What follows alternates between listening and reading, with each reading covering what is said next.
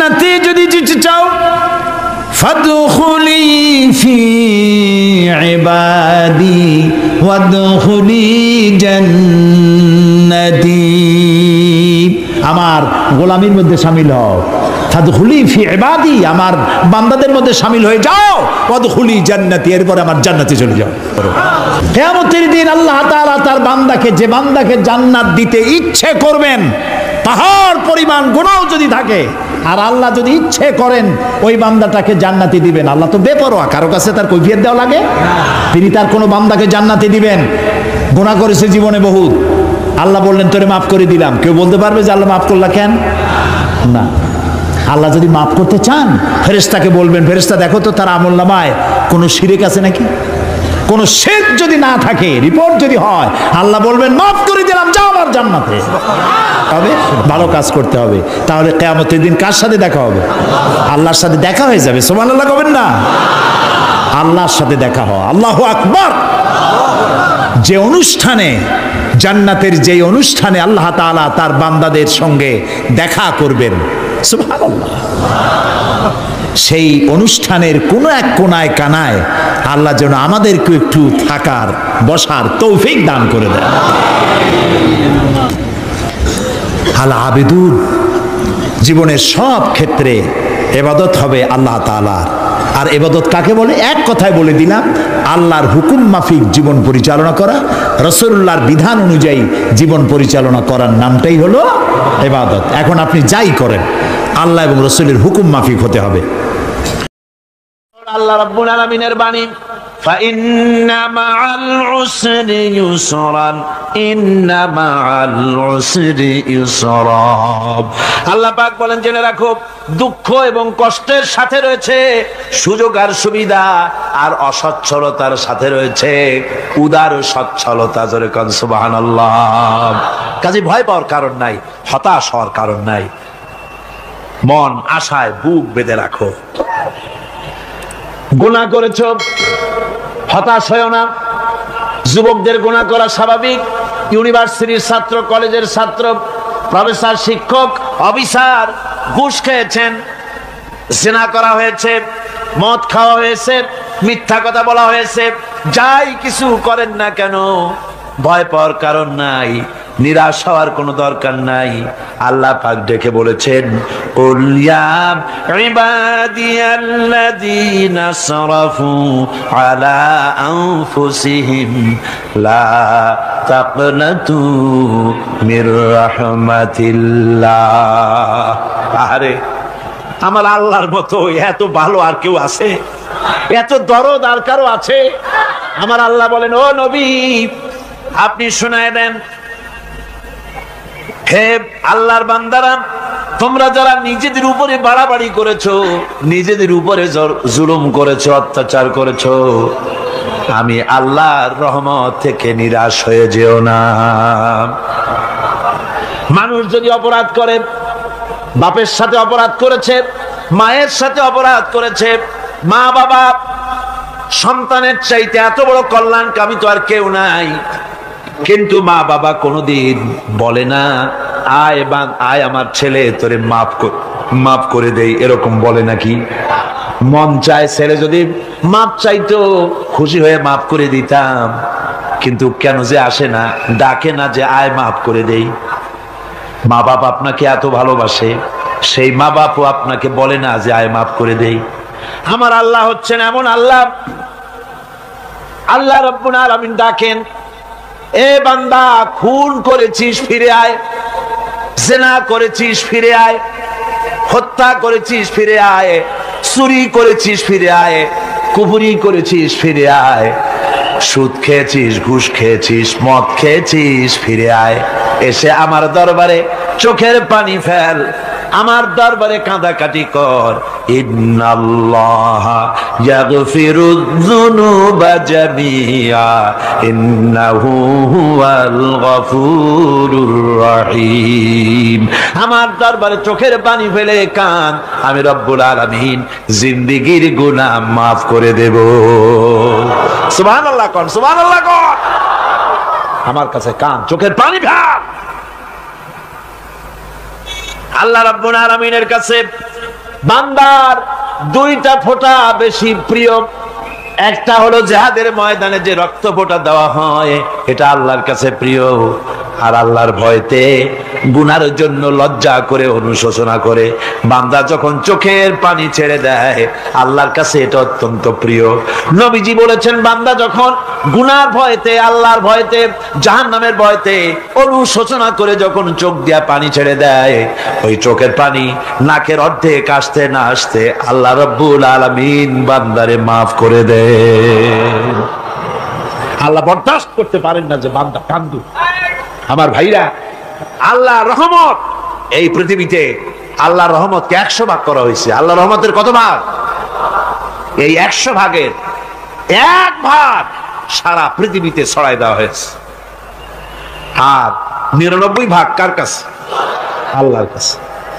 একটা ভাগ দুনিয়া ছড়ানো হয়েছে আদম আলাইহিস সালাম থেকে নিয়ে এই পর্যন্ত, এখান থেকে নিয়ে কিয়ামত পর্যন্ত পৃথিবীতে যত মানুষ আসবে, যত প্রাণী আসবে, তাদের মধ্যে প্রাণী জগতেও গাবি তার বাছুরকে ভালোবাসে ঠিক কিনা, হাতি তার বাচ্চাকে ভালোবাসে ঠিক কিনা, মুরগি তার বাচ্চাকে ভালোবাসে কিনা, প্রত্যেক মাই তার সন্তানকে ভালোবাসে মানুষের মতো।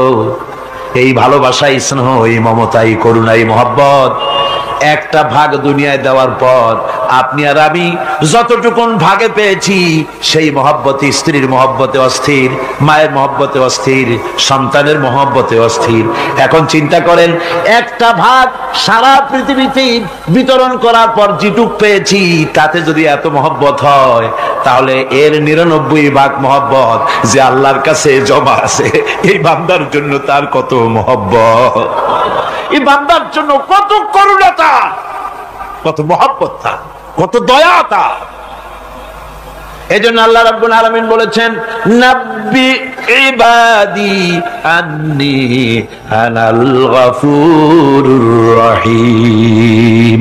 ও আমার নবী, সুসংবাদ দিয়ে দাও, বান্দাদেরকে শোনায় দাও যে আমি আল্লাহ তাআলা ক্ষমাশীল আর দয়াবান। হুজুর কাঁদতেছিলেন, হযরত ওমর রাদিয়াল্লাহু তাআলা আনহু এসে দেখেন হুজুর একা কাঁদতেছে। হুজুর জিজ্ঞেস করছেন, হযরত ওমর জিজ্ঞেস করলেন, হুজুর আপনি কাঁদেন কেন একা একা? হযরত ওমর বলেন, আমি যখন প্রশ্ন করলাম, নবীজি বললেন, আমার কাছে কিছু আগে জিবরাইল এসেছিলেন। জিবরাইল এসে আমাকে বললেন, আল্লাহ পাক বলেছেন, হে আমার নবী, ইসলামের ভিতরে থেকে যে সমস্ত মানুষগুলো ইসলামের ভিতরে থেকে চুল আর দাড়ি পাকায় দিছে, কিয়ামতের দিন এই লোকগুলারে আমি শাস্তি দিতে আমার শরম হবে। হযরত ওমর বলেন, হুজুর উম্মতের জন্য কত বড় খোঁজ খবর এটা, আর আপনি কাঁদতেছেন। হুজুর বলেন, ওমর তুমি জানো না, আমার কান্নার কারণ ভিন্ন। আমার কান্নার কারণ হলো যে আল্লাহ রাব্বুল আলামিন কিয়ামতের দিন দাড়ি চুল পাকা বান্দারে শাস্তি দিতে শরম করবেন। সেই দাড়ি চুল পাকা বান্দাগুলি আল্লাহর সাথে নাফরমানি করতে শরম করে না। আমি এই লজ্জায় কাঁদতেছি।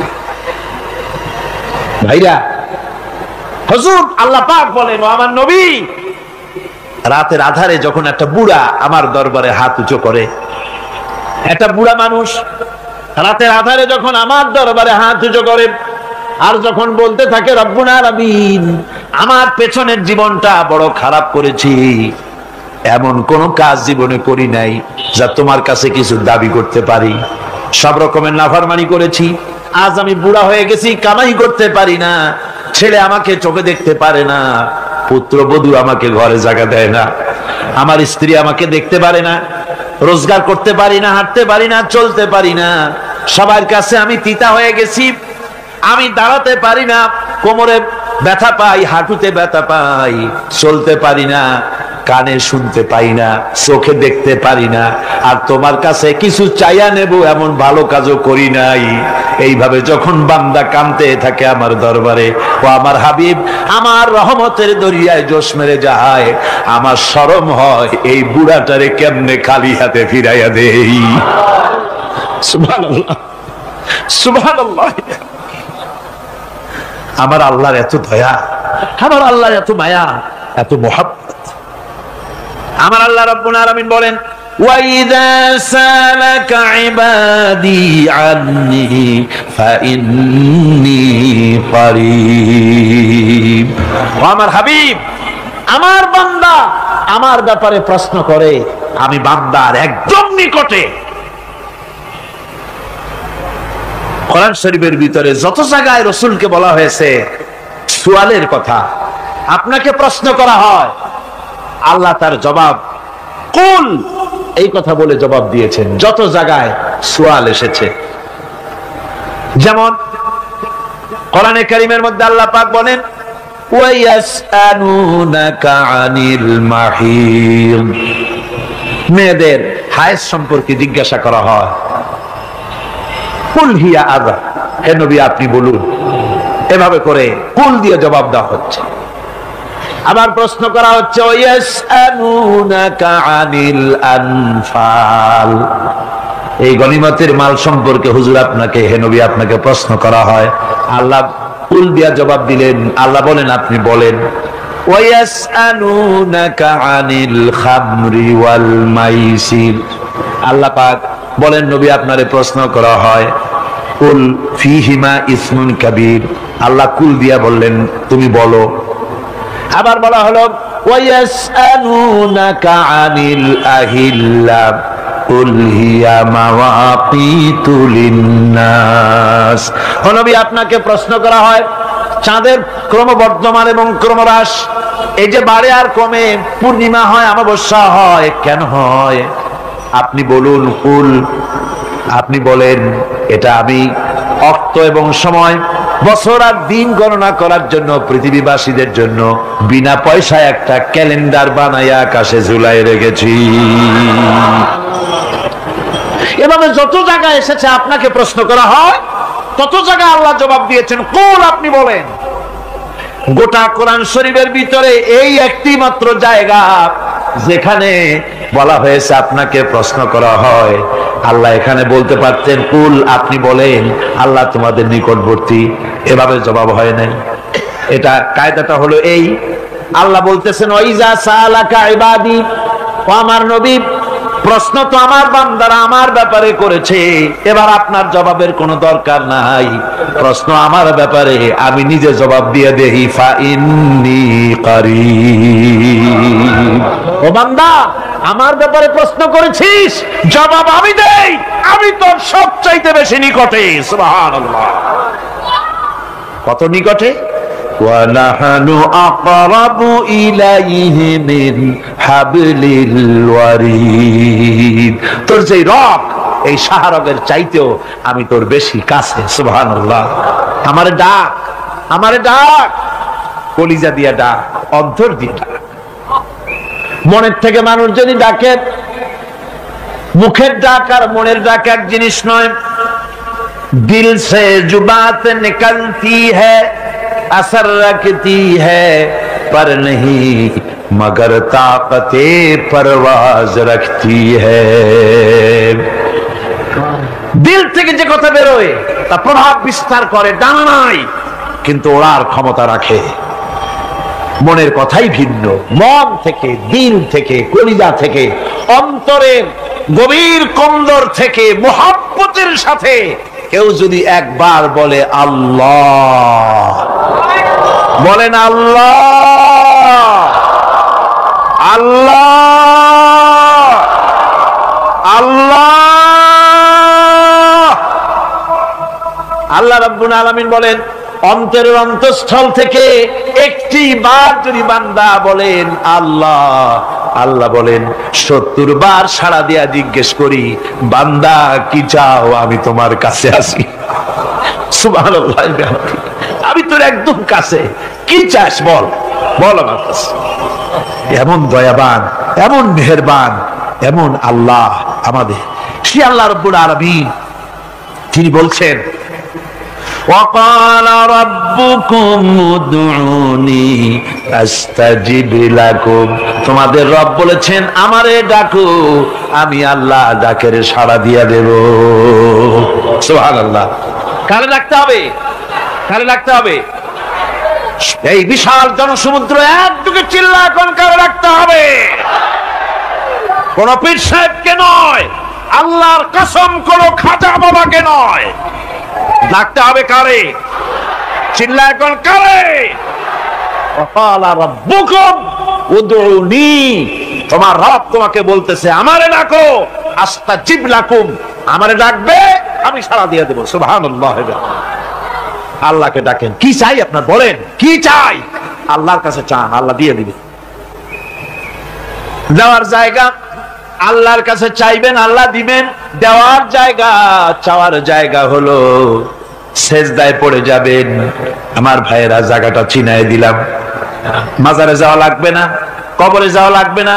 2 রাকাত নামাজ পড়ে সেজদায় পড়ে গিয়া যত বিপদ আছে, মুসিবত আছে, সেজদার মধ্যে চোখের পানি ছেড়ে দেন আর কেন্দে কেন্দে জীবনের কথা বলেন। আল্লাহ রাব্বুল আলামিন আপনার আওয়াজ শুনবেন আর দোয়া কবুল করে নিবেন। কাঁদতে হবে আল্লাহর কাছে। কার কাছে? আল্লাহর কাছে। দিন এবং রাতের পরিবর্তনের ব্যাপারে যারা চিন্তা করে, গবেষণা করে, তাদের জন্য আমি অনেক কিছু চিন্তার বিষয়ের মধ্যে রেখে দিয়েছি। তারা এসব আমার সৃষ্টি নৈপুণ্যতা দেখে তারপরে তারা হতবাক, বিস্ময় বিমুখ হয়ে তারা বলে, এগুলি দেখে আর বলে, আল্লাযীনা ইয়াযকুরুনাল্লাহা কিয়ামান ওয়া কুউদান ওয়া আলা জুনুবিহিম ওয়া ইয়াতাফাক্কারুনা ফি খালকিস সামাওয়াতি ওয়াল আরদ। তারা বসা অবস্থায়, দাঁড়ানো অবস্থায় আমার প্রশংসা করে আর বলে, রব্বানা মা খালাকতা হাযা বাতিলান সুবহানাকা ফাকিনা আযাবান নার। আয় আল্লাহ পাক, তুমি কোনো কিছু খেল তামাশার বিষয়বস্তু করে তৈরি করো নাই, অতএব জাহান্নামের শাস্তি থেকে তুমি আমাকে রক্ষা করো। আল্লাহর নবী বলেছেন, আল্লাহর সৃষ্টি নৈপুণ্যতা সম্পর্কে যদি কোনো বান্দা 1 ঘন্টা চিন্তা করে, 1 ঘন্টা যদি গবেষণা করে, চিন্তা করে, রব্বুল আলামিন তার আমলনামায় 60 বছরের নফল ইবাদতের সওয়াব লিখে দেন। জোরে বলেন সুবহানাল্লাহ।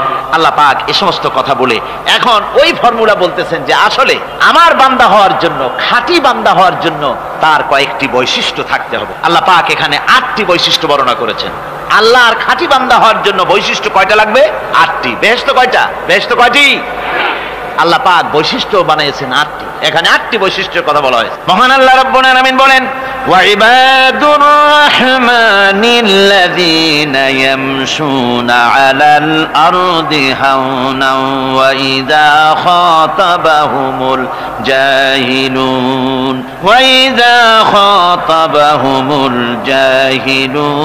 ক্বালু সালামা। রহমানের খাঁটি বান্দা তারা, রহমানের আসল বান্দা তারা যারা নাকি জমিনের উপর থেকে যখন হাঁটে খুব বিনয় বিনম্রতার সাথে তারা চলে। ওয়াইদা খাতাবাহুমুল জাহিলুন, আর যখন জাহিলরা তাদের সঙ্গে কথাবার্তা বলতে আসে তখন তারা তাদেরকে বলে, তোমাদের প্রতি সালাম, এই বলে তারা চলে যায়। অর্থাৎ এই 8টি বৈশিষ্ট্যের প্রথম বৈশিষ্ট্য ধরা হয়েছে চালচলনকে। ইমানদার খাঁটি বান্দা যারা, তাদের চাল চলন সম্পর্কে প্রথম বৈশিষ্ট্য ধরা হয়েছে।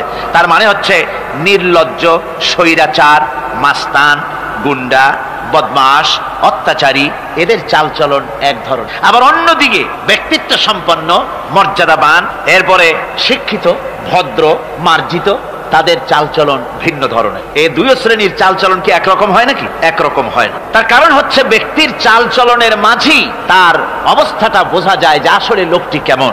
আল্লাহ রাব্বুল আলামিন এই কথার দ্বারা এটা প্রমাণ করতে চান যে মোমেন বান্দা যারা হবে, আল্লাহর খাঁটি বান্দা যারা হবে, তাদের পরিচয় দেওয়া লাগবে না। তাদের চালচলন দেখে, তাদের হাঁটা দেখে, তাদের চলা দেখে, তাদের বলা দেখে, তাদের আচরণ দেখে লোকেরা বুঝতে পারবে যে ইনি হচ্ছেন আল্লাহর একজন খাঁটি বান্দা, একজন মোমেন ব্যক্তি, একথা বুঝতে পারবে।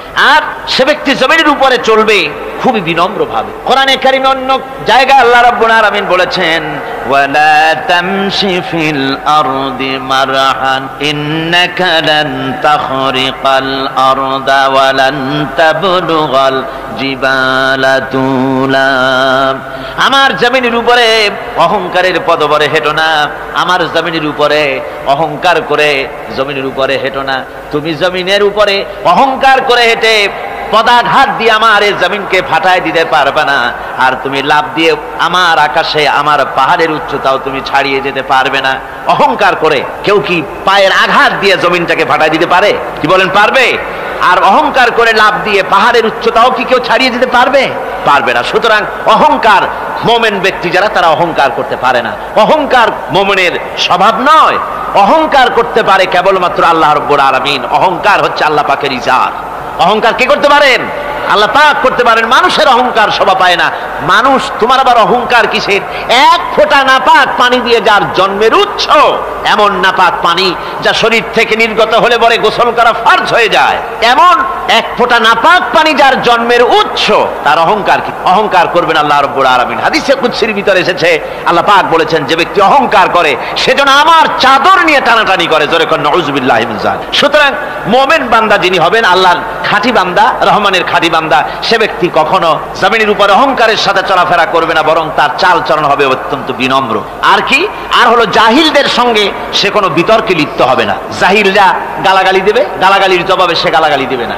জাহিলরা অত্যাচার করবে, অত্যাচারের জবাবে সে অত্যাচার করবে না, বরং তাদেরকে দেখলে, তারা অত্যাচার করতে আসলে, তারা গালাগালি দিলে তাদের জবাবে ইদফা বিল্লাতি হি আহসান, তাদের জবাবে তাদেরকে সালাম দিয়ে সেখান থেকে তারা কেটে পড়বে। সূরা কাসাসে অন্য জায়গায় আল্লাহ রাব্বুল আলামিন একথা আবার এভাবে বলতেছেন, ওয়াইজা সামিউল লাগবা আ'রাদু আনহু ওয়া ক্বালু লানা আ'মালুনা ওয়া লাকুম আ'মালুকুম সালামুন আলাইকুম লা নাবতাগিল জাহিলিন। আল্লাহ পাক বলছেন যে যখন মুমিনেরা পরস্পরে মুমিনদের সাথে জাহিলদের যখন দেখা সাক্ষাৎ হয়ে যায়, যখন ঝগড়ায় লিপ্ত হতে চায়, তখন মুমিনেরা, যারা মুমিন বান্দা, আল্লাহর খাঁটি বান্দা, তারা বলবে যে তোমাদের আমলের প্রতিফল তোমরা পাবা, আমাদের কৃতকর্মের ফল আমরা পাবো। সুতরাং তোমাদের প্রতি সালাম, তোমাদের সাথে আমাদের কোনো সম্পর্ক নাই। ঝগড়াঝাটি না করে তারা ফিরে আসবে। আল্লাহ পাক এরপরে বলেন, ওয়াল্লাযীনা ইয়াবিতুনা লিরাব্বিহিম সুজদান ওয়া কিয়ামা। রহমানের খাঁটি বান্দা তারাই আরেকটি বৈশিষ্ট্য, তাদের এই 2 নম্বরের বৈশিষ্ট্য বার বলা হচ্ছে। রহমানের, আল্লাহর খাঁটি বান্দার 2 নম্বরের বৈশিষ্ট্য সেটা হচ্ছে এই যে তারা রাত কাটায় তার রবের হুজুরে, আল্লাহর দরবারে সেজদা দিয়ে দাঁড়িয়ে থেকে কান্দাকাটি করে তারা রাত গুজরান করে। জোরে বলেন সুবহানাল্লাহ। আর এর বিপরীত যারা, তারা রাত কাটায় রাতের বেলা মদ, জুয়া, সিনেমা, গান বাজনা, অশ্লীলতা, নাটক, হাবিজাবি, গল্প গুজব করে তারা তাদের রাত কাটায়। আর যারা মুমিন বান্দা, আল্লাহর বান্দা, যারা খাঁটি বান্দা, তারা এই রাত তারা আল্লাহর ইবাদতের ভিতর থেকে কান্দাকাটির মধ্য দিয়ে দাঁড়িয়ে দাঁড়িয়ে অথবা সেজদার ভিতরে তারা তাদের রাত কাটিয়ে দেয়। কোরআনে কারীমে আল্লাহ রাব্বুল আলামিন একথা এভাবে বলেছেন, তাতাজাফা জুনুবুহুম আনিল মাদাজি ইয়াদউনা রাব্বাহুম খাওফান ওয়া তামআ। আমার মুমিন বান্দারা তাদের পার্শ্বদেশ এবং পৃষ্ঠদেশ বিছানার উপরে বেশি রাত থাকে না। তারা তাদের রবের প্রতি, রবের ভয়, আল্লাহর ভয়, আশা এবং আশা পোষণ করে। আর তারা আল্লাহকে ভয় করে তারা বিছান থেকে নিজের পিঠকে আলাদা করে নিয়ে তারা রাতের বেলায় আমার কাছে কান্দে, আমার কাছে দোয়া করে, তারা কান্দে, ইবাদত করে। সূরা যারিয়াতের ভিতরে রব্বুল আলামিন বলতেছেন, কানু কালিলাম মিনাল লাইলি মা ইয়াহজাউনা ওয়া বিল আসহারি হুম ইস্তাগফিরুন। আমার এই মুমিন বান্দাগুলি, আমার খাঁটি বান্দা যারা, তারা সারা রাত ঘুমায় না, রাতের একটা অংশ মাত্র তারা ঘুমায়, সারা রাত ঘুমায় না, একটা অংশ তারা ঘুমায়, আর বাকি অংশটুকুন শেষ রাত্রে তারা ওঠে আর আমার দরবারে তারা কান্দে, মাপ চায় আর কাঁদতে থাকে, চোখের পানি ফেলতে থাকে। আল্লাহ রাব্বুল আলামিন শেষ রাত্রে প্রথম আকাশে আসেন। হাদিস শরীফে এসেছে, প্রথম আকাশে আল্লাহ রাব্বুল আলামিন এসে দুনিয়ার মানুষকে ডাকেন, কে আছো? গুনাহ করে জীবন বোঝাই করে ফেলেছো, নাফরমানি করেছো, গুনাহ করেছো, অথবা বিপদে পড়েছো, ঋণগ্রস্ত হয়ে পড়েছো, অসুবিধায় পড়েছো, মামলা মকদ্দমায় পড়েছো, আমার কাছে মাপ চাও, আমার কাছে সাহায্য চাও। এই সময় যে সমস্ত বান্দারা আরামের ঘুমকে হারাম করে আল্লাহর দরবারে কাঁদতে থাকে, তাহাজ্জুদের নামাজ আদায় করে যখন হাত তুলে কাঁদে, আল্লাহ পাক তখন এই দৃশ্য দেখে ফেরেশতাদের বলেন, ও আমার ফেরেশতারা, আমার ওই বান্দাগুলি কাঁদে কেন? সমস্ত মানুষ যখন ঘুমানো, এই বান্দাগুলি কাঁদে কেন বলো? ফেরেশতারা বলে, আল্লাহ তুমি তো ভালো করে জানো। ফেরেশতারা বলে, আল্লাহ পাক বলবেন, তবুও তোমাদের মুখ থেকে শুনতে চাই, ফেরেশতারা তখন বলবে রব্বুল আলামিন তোমার বান্দা গুনাহ করেছে, জাহান্নামের ভয়তে তোমার কাছে কাঁদতেছে, তোমার ভয়তে কাঁদে, জাহান্নামের ভয়তে কাঁদে। আল্লাহ জিজ্ঞেস করেন ফেরেশতারা, ওরা যে আমার ভয়তে কাঁদে ওরা কি আমারে দেখছে নাকি? ফেরেশতারা বলেন না খোদা তোমারে দেখে নাই। আল্লাহ পাক বলেন ওরা আমার যে জাহান্নামের ভয়তে কাঁদে ওই জাহান্নাম তারা দেখেছে নাকি? ফেরেশতারা বলে না আল্লাহ তোমার জাহান্নাম ওরা দেখে নাই, তোমার বেহেশত কিছুই দেখে নাই। আল্লাহ পাক বলেন ও আমার ফেরেশতারা এই বান্দাগুলি আমার দুজক দেখে নাই, আমাকে দেখে নাই, হাসর মিজান সিরাত কিছুই দেখে নাই, শুধু কোরআনের কথা শুনে, আমার নবীর কথা শুনে, আমার কোরআনের কথা শুনে বিশ্বাস করে আরামের ঘুমকে হারাম করে কিভাবে কাঁদতেছে তাকায় দেখ। আমার রহমতের দরিয়ায় জোশ মেরে গেছে, তোরা সাক্ষী থেকে যা, আমার ওই ক্রন্দনরত বান্দাগুলিকে আমি আল্লাহ মাফ করে দিলাম। আমার ভাইয়েরা আল্লাহ পাক বলেন আম্মান হুয়া কানিতুন আনা আল-লাইলি সাজিদাও ওয়া কাইমা। আল্লাহ রাব্বুল আলামিন বলেন সিজদার ভিতরে আর দাঁড়ানোর ভিতরে আমার এই বান্দাগুলি আখিরাতে আমার সঙ্গে দেখা করা লাগবে এই ভয়তে, জাহান্নামের ভয়তে তারা কাঁদে, এভাবে কাঁদতে থাকে। আর আল্লাহ পাক ওই সময় তাদের গুনাহ মাফ করতে থাকেন। কোরআনে কারীমের ভিতরে আল্লাহ পাক বলেন সারা রাত ঘুমাতে আল্লাহ নিষেধ করেছেন, সারা রাত যেন ঘুমায়ো না, পাইকারি ধরে ঘুমায়ো না, একটু জাগো। ওয়াজকুর ইসমা রাব্বিকা বুকরাতাও ওয়া আসীলা। সকাল এবং সন্ধ্যায় তোমার প্রভুর তোমার রবের জিকির করো, স্মরণ করো। وَمِنَ اللَّيْلِ فَاسْجُدْ لَهُ وَسَبِّحْهُ لَيْلًا طَوِيلًا। তোমার রাতের বেলায় রাতের একটা অংশ সেজদায় অবনত হও, আর রাতের দীর্ঘ সময় ঘুমায় থেকো না, হয় একটা লম্বা সময় ঘুমাও কিন্তু একটা অংশ রাখো যে সময় তুমি আমার দরবারে সেজদায় পড়ে যাবে, কাঁদবে। আমার বন্ধুগণ রাতটা ওয়াজআলনাল লাইলা সুবাতা, আল্লাহ রাব্বুল আলামিন ওয়াজআলনা সুবাতা ওয়াজআলনান নাওমা সুবাতা ওয়াজআলনাল লাইলা লিবাসা, ঘুমকে বানাইছেন আল্লাহ শান্তির বাহন, আর রাতকে করেছেন আচ্ছাদন। রাতকে কি করেছেন? আচ্ছাদন। রাতকে একটা পর্দা লাগিয়ে দিয়েছেন, রাতের পর্দা।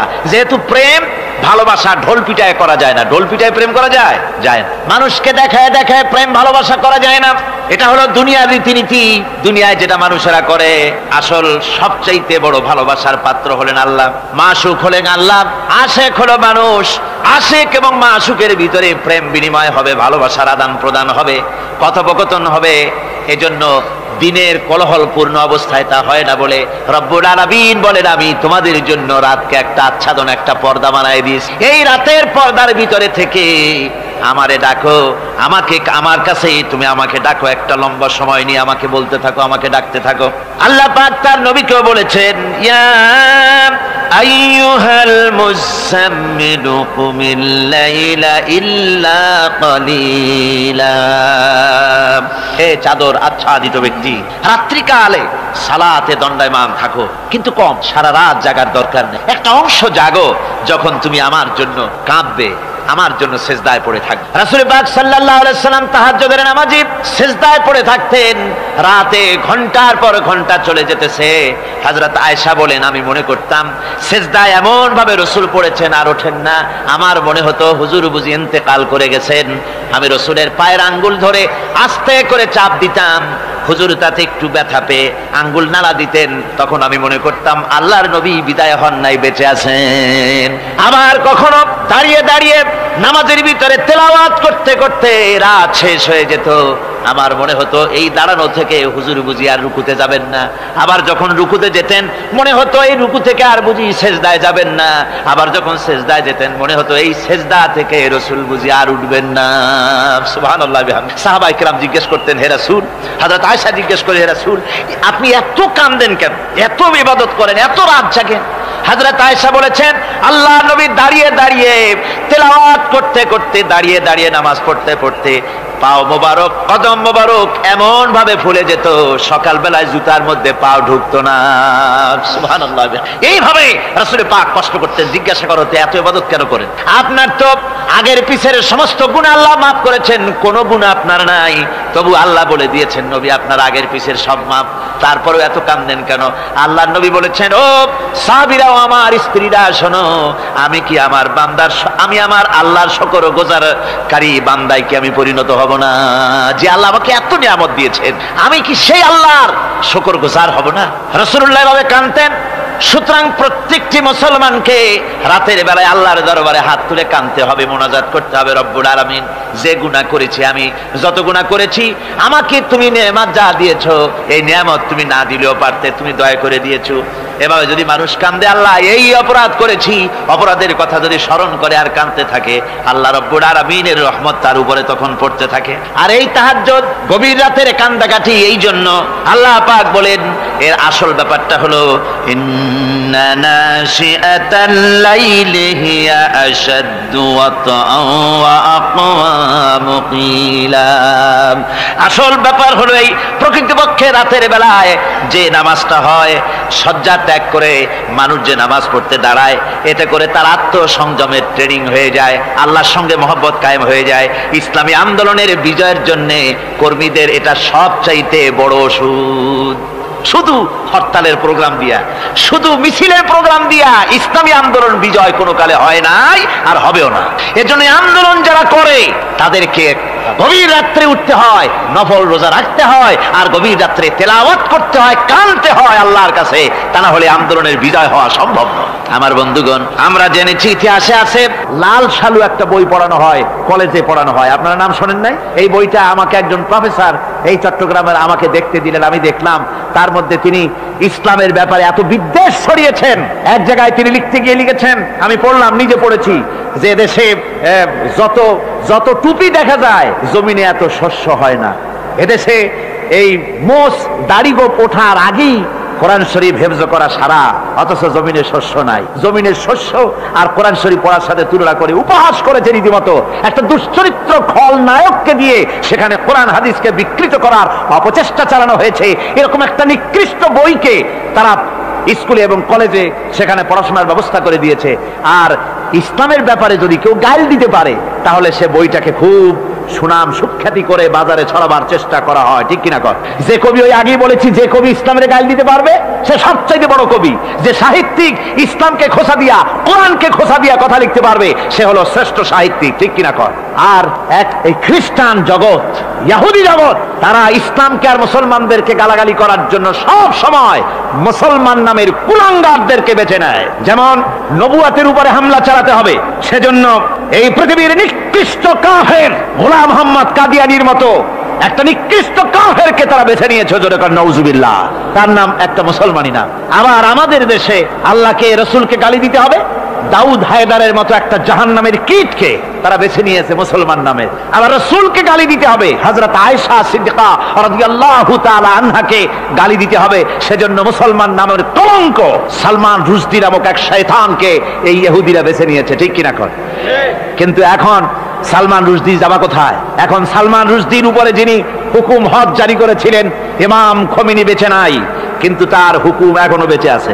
উনি অর্ডার করেছেন, যেখানে পাও সেখানে হত্যা করো, ফাকতুলু সালমান রুশদি হাইসু ওয়াজাদতুম, ওরে যেখানে পাও সেখানে হত্যা করো।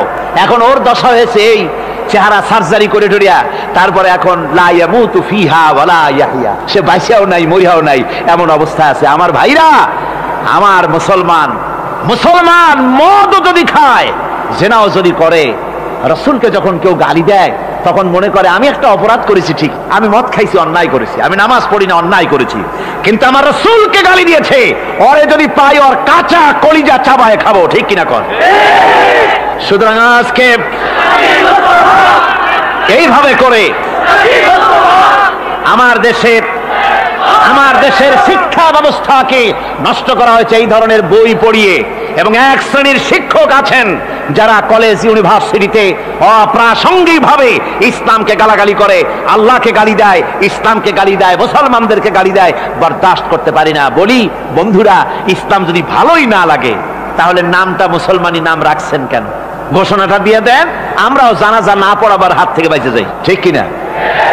সুতরাং এরা ওই জায়গায় বসে আছে আমাদের সন্তানদের মস্তিষ্ককে বিকৃত করার জন্য। আল্লাহ রাব্বুল আলামিন বলেন এভাবে করে, ওয়াল্লাযীনা লা ইয়াদউনা মা'আল্লাহি ইলাহান আখারা ওয়া লা ইয়াকতুলুনান নাফসাল্লাতী হারামাল্লাহু ইল্লা বিল হক। তারা হত্যা থেকে বিরত থাকে, মানুষকে হত্যা করে না। ওয়া মান ওয়ালা ইয়াজনুন, আর তারা ব্যভিচার করে না, জিনা ব্যভিচার করে না। জিনা ব্যভিচার সম্পর্কে কোরআন শরীফ বলছে, ওয়ালা তাকরাবুজ জিনা ইন্নাহু কানা ফাহিশাতান ওয়া সাআ সাবিলা। জিনা করা তো দূরের কথা, আল্লাহ পাক বলছেন জিনার নিকটবর্তী হয় না। জিনার নিকটবর্তী মানুষ হয় কিভাবে? জিনার নিকটবর্তী হওয়ার জন্য কতগুলি উপকরণ এবং উপাদান আছে। তা হচ্ছে অশ্লীল নৃত্য গীত, তা হচ্ছে যৌন আবেদনমূলক পত্র পত্রিকা, তা হচ্ছে অশ্লীল ছায়াছবি, তা হচ্ছে নারী সৌন্দর্যের প্রদর্শনী। এই সব জিনিসগুলি মানুষকে জেনার দিকে আকৃষ্ট করে। এসব কি আমাদের সমাজে চালু আছে? আমাদের সমাজে আছে? তো জেনার উপকরণ কি কি বললাম? জেনার উপকরণ হচ্ছে সহশিক্ষা, জেনার উপকরণ হচ্ছে নারীর সৌন্দর্য প্রদর্শনী, জেনার উপকরণ হচ্ছে অশ্লীল পত্র পত্রিকা এবং অশ্লীল ছায়াছবি। এগুলি মানুষকে জেনার দিকে আকৃষ্ট করে, উদ্বুদ্ধ করে। এসব আমাদের সমাজে চালু আছে। ব্যাঙ্গের ছাতার মতো ভিডিও ক্লাব চালু হয়েছে শহরের কোনায় কোনায়, রাস্তার মোড়ে মোড়ে, আর এ দিয়ে ছবি এনে মানুষ দেখতে থাকে আর চরিত্র নষ্ট হতে থাকে। এরপরে রয়েছে সহশিক্ষার ব্যবস্থা, রয়েছে নারীদের বেপরদিগি সৌন্দর্যের প্রদর্শনী, আর রয়েছে যৌন আবেদনমূলক পত্র পত্রিকা। আর পত্র পত্রিকার কাজই হচ্ছে এখন যৌন সুশ্রুতি দেওয়া আর ইসলামকে গালি দেওয়া।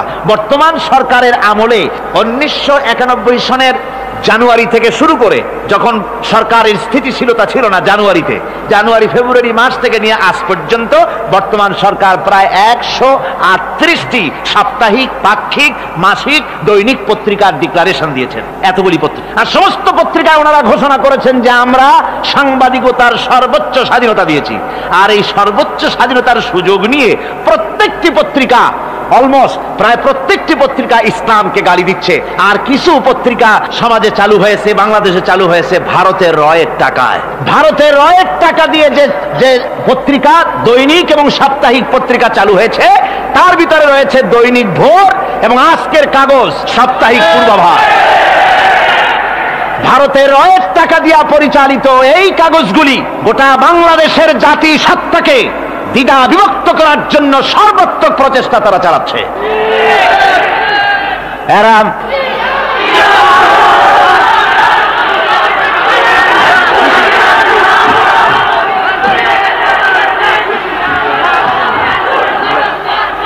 আমার বন্ধুগণ, এ ধরনের একটা না প্রয়োজন হলে সব নাম আমরা তুলে ধরবো।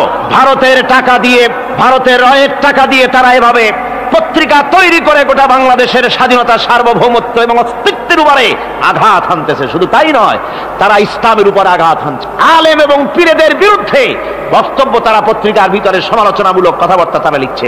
এমন একটা সাপ্তাহিক পত্রিকা কম পাবেন যেখানে ইসলামকে, ইসলামী আন্দোলনকে কিছু না কিছু খোঁচা মারা না হচ্ছে। ঠিক কিনা কর? যারা বলেন ঠিক কিনা? তো এইভাবে করে তারা ষড়যন্ত্র চালিয়ে আমি সেদিন ঢাকায় বলেছিলাম যে বর্তমান মহিলা সরকার চলছে বলে আমরা কথা বলছি না, কিন্তু আমাদের একটা ধৈর্য আছে। আমরা সরকারকে সময় দিচ্ছি এগুলিকে কন্ট্রোল করার জন্য। শাসনতান্ত্রিক অ্যাকশন নেওয়া উচিত গভর্নমেন্টের।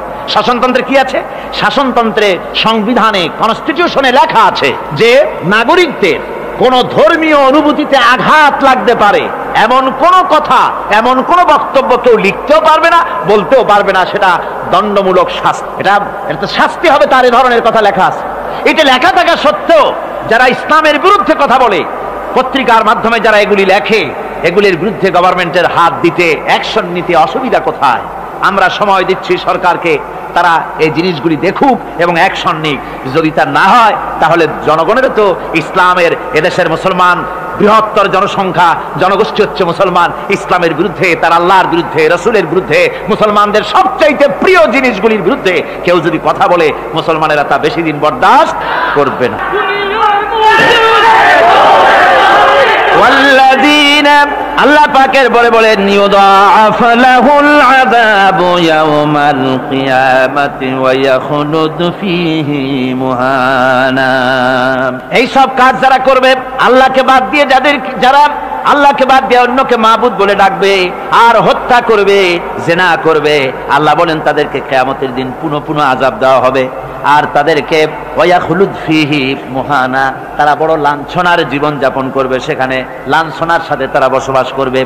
ইল্লা মান তাবা ওয়া আমানা ওয়া আমিলা আমালান সালিহান ফাউলাইকা ইউবাদদিলুল্লাহু সাইয়্যাতিহিম হাসানাত ওয়া কানা আল্লাহু গফুরার রহিমা। ইল্লা মান তাবা, এই সমস্ত আযাব থেকে বাঁচবে কারা? বাঁচবে সেই সব লোক যারা তওবা করেছে এবং নেক আমল করেছে।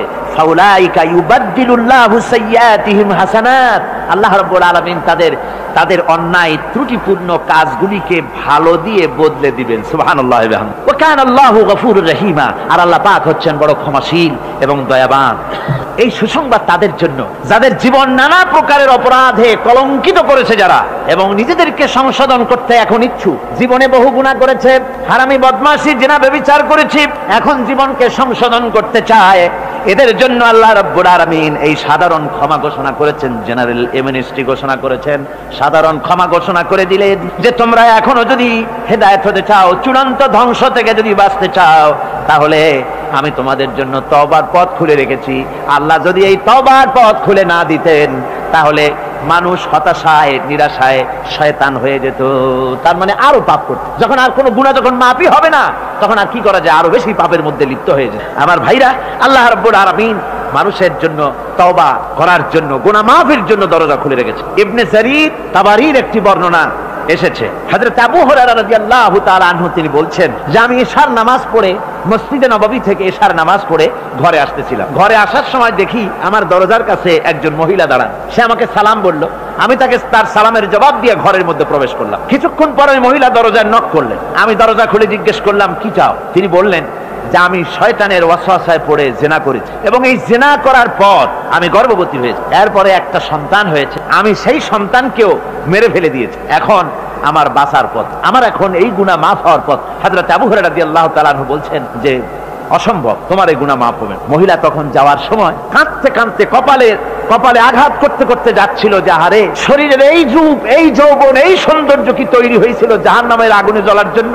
এইভাবে করে চিৎকার দিতে দিতে মহিলা যাচ্ছে। হযরত আবু হুরায়রা বলেন আমি সকালবেলায় আল্লাহ রাসূলের সঙ্গে ফজরের নামাজ আদায় করে আল্লাহর নবীকে ঘটনা শোনালাম, বললাম হে রাসূল আমি তো মহিলাকে এইরকম জবাব দিয়ে। হযরত আবু হুরায়রা দৌড়ে গেলেন, বললেন আমি ছুটতে লাগলাম, এমন ভুল আমি কথা বলেছি। মহিলা তো হতাশ হয়ে গিয়েছে, তিনি খুঁজতে খুঁজতে মহিলাকে পেয়ে গেলেন, যে বললেন ও মহিলা, আল্লাহর হাবিব তোমার সম্পর্কে এই কথা বলেছেন, তুমি যদি তওবা করো আল্লাহ রাব্বুল আলামিন তোমাকে মাফ করে দিবেন, আর তোমার দোষ ত্রুটিগুলির বিনিময় আল্লাহ তোমাকে নেক দিয়ে বদলায় দিবেন, তোমাকে আল্লাহ মাফ করবেন। মহিলা শোনা মাত্র আল্লাহু আকবার বলে চিৎকার মেরে সেজদায় পড়ে গেলেন।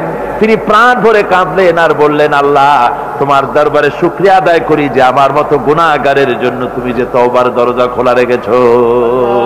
তিনি তার নিজের দাসীকে এবং তার বাচ্চাকে, কৃতদাসীকে আল্লাহর শকরার্থে মুক্ত করে দিলেন। আমার ভাইয়েরা, এভাবে করে যারা নাকি আল্লাহর দরবারে যারা এভাবে মাপ চায়, আল্লাহ পাক তাদেরকে মাফ করে দিবেন। তওবা করার জন্য রব্বুল আলামিন পথ খুলে রেখে দিয়েছেন। আবার অন্য হাদিসে এসেছে হযরতে রাসূল পাক সাল্লাল্লাহু আলাইহি ওয়াসাল্লামের কাছে এক বৃদ্ধ এসে বলেছিলেন হে আল্লাহর নবী, আমি যত গুনাহ করেছি সমস্ত গুনাহ যদি দুনিয়ার মানুষেরকে ভাগ করে দেওয়া হয় তাহলে একযোগে সব মানুষকে তা ডুবাইয়া ছাড়বে, এত গুনাহ আমি করেছি। এমন কোন গুনাহ নাই যে আমি করি নাই। হে আল্লাহর রাসূল আমার এই গুনাহ মাফ হবে নাকি? আল্লাহর নবী বলেন তুমি কি মুসলমান হয়েছো? লোকটি বলল হুজুর আমি মুসলমান হয়ে গেছি। আশহাদু আল্লা ইলাহা ইল্লাল্লাহু ওয়াহদাহু লা শারীকা লাহু ওয়া আশহাদু আন্না মুহাম্মাদান আবদুহু ওয়া রাসূলুহু। পড়েন সবাই, আশহাদু আল্লা